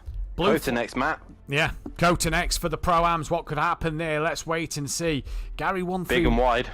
Gary 1-3-1 at the start line, and I'm talking F1 a few years back. Could be an interesting one to watch in the pros next week. But that is all for Brands Hatch. We've had blue flag dramas, we've had incidents, we've had chaos, we've had some great race winners. That's all we have time for. Make sure you join PN Motorsport and Fury Joseph Bates in the chat tomorrow night, 8 p.m. GMT +1 or BST time, for you guys to tune in for the pro drivers. Myself and Dan will be out there on the circuit with all the other pro boys. They will be live. Apologies for the little delays in the interviews tonight and the little technical problems we're having. We are learning this Discord bit, but it was nice to hear from Diz on the Xbox, so it was great to get another insight there. We will work on this and make it smoother as the season goes on. As always, hit that thumbs up button, the bell to be notified when we are live, and hit subscribe. We are fast approaching 700 subscribers, so really 600, 700, not quite sure, might be the 700 mark. Really is thanks down to you guys as well. You guys make this possible, and we enjoy putting on this show. But what a night for Pro-Am. We move to the America. We go across the Atlantic for back-to-back America races at COTA and Indianapolis. We'll see you there. Goodbye. Goodbye.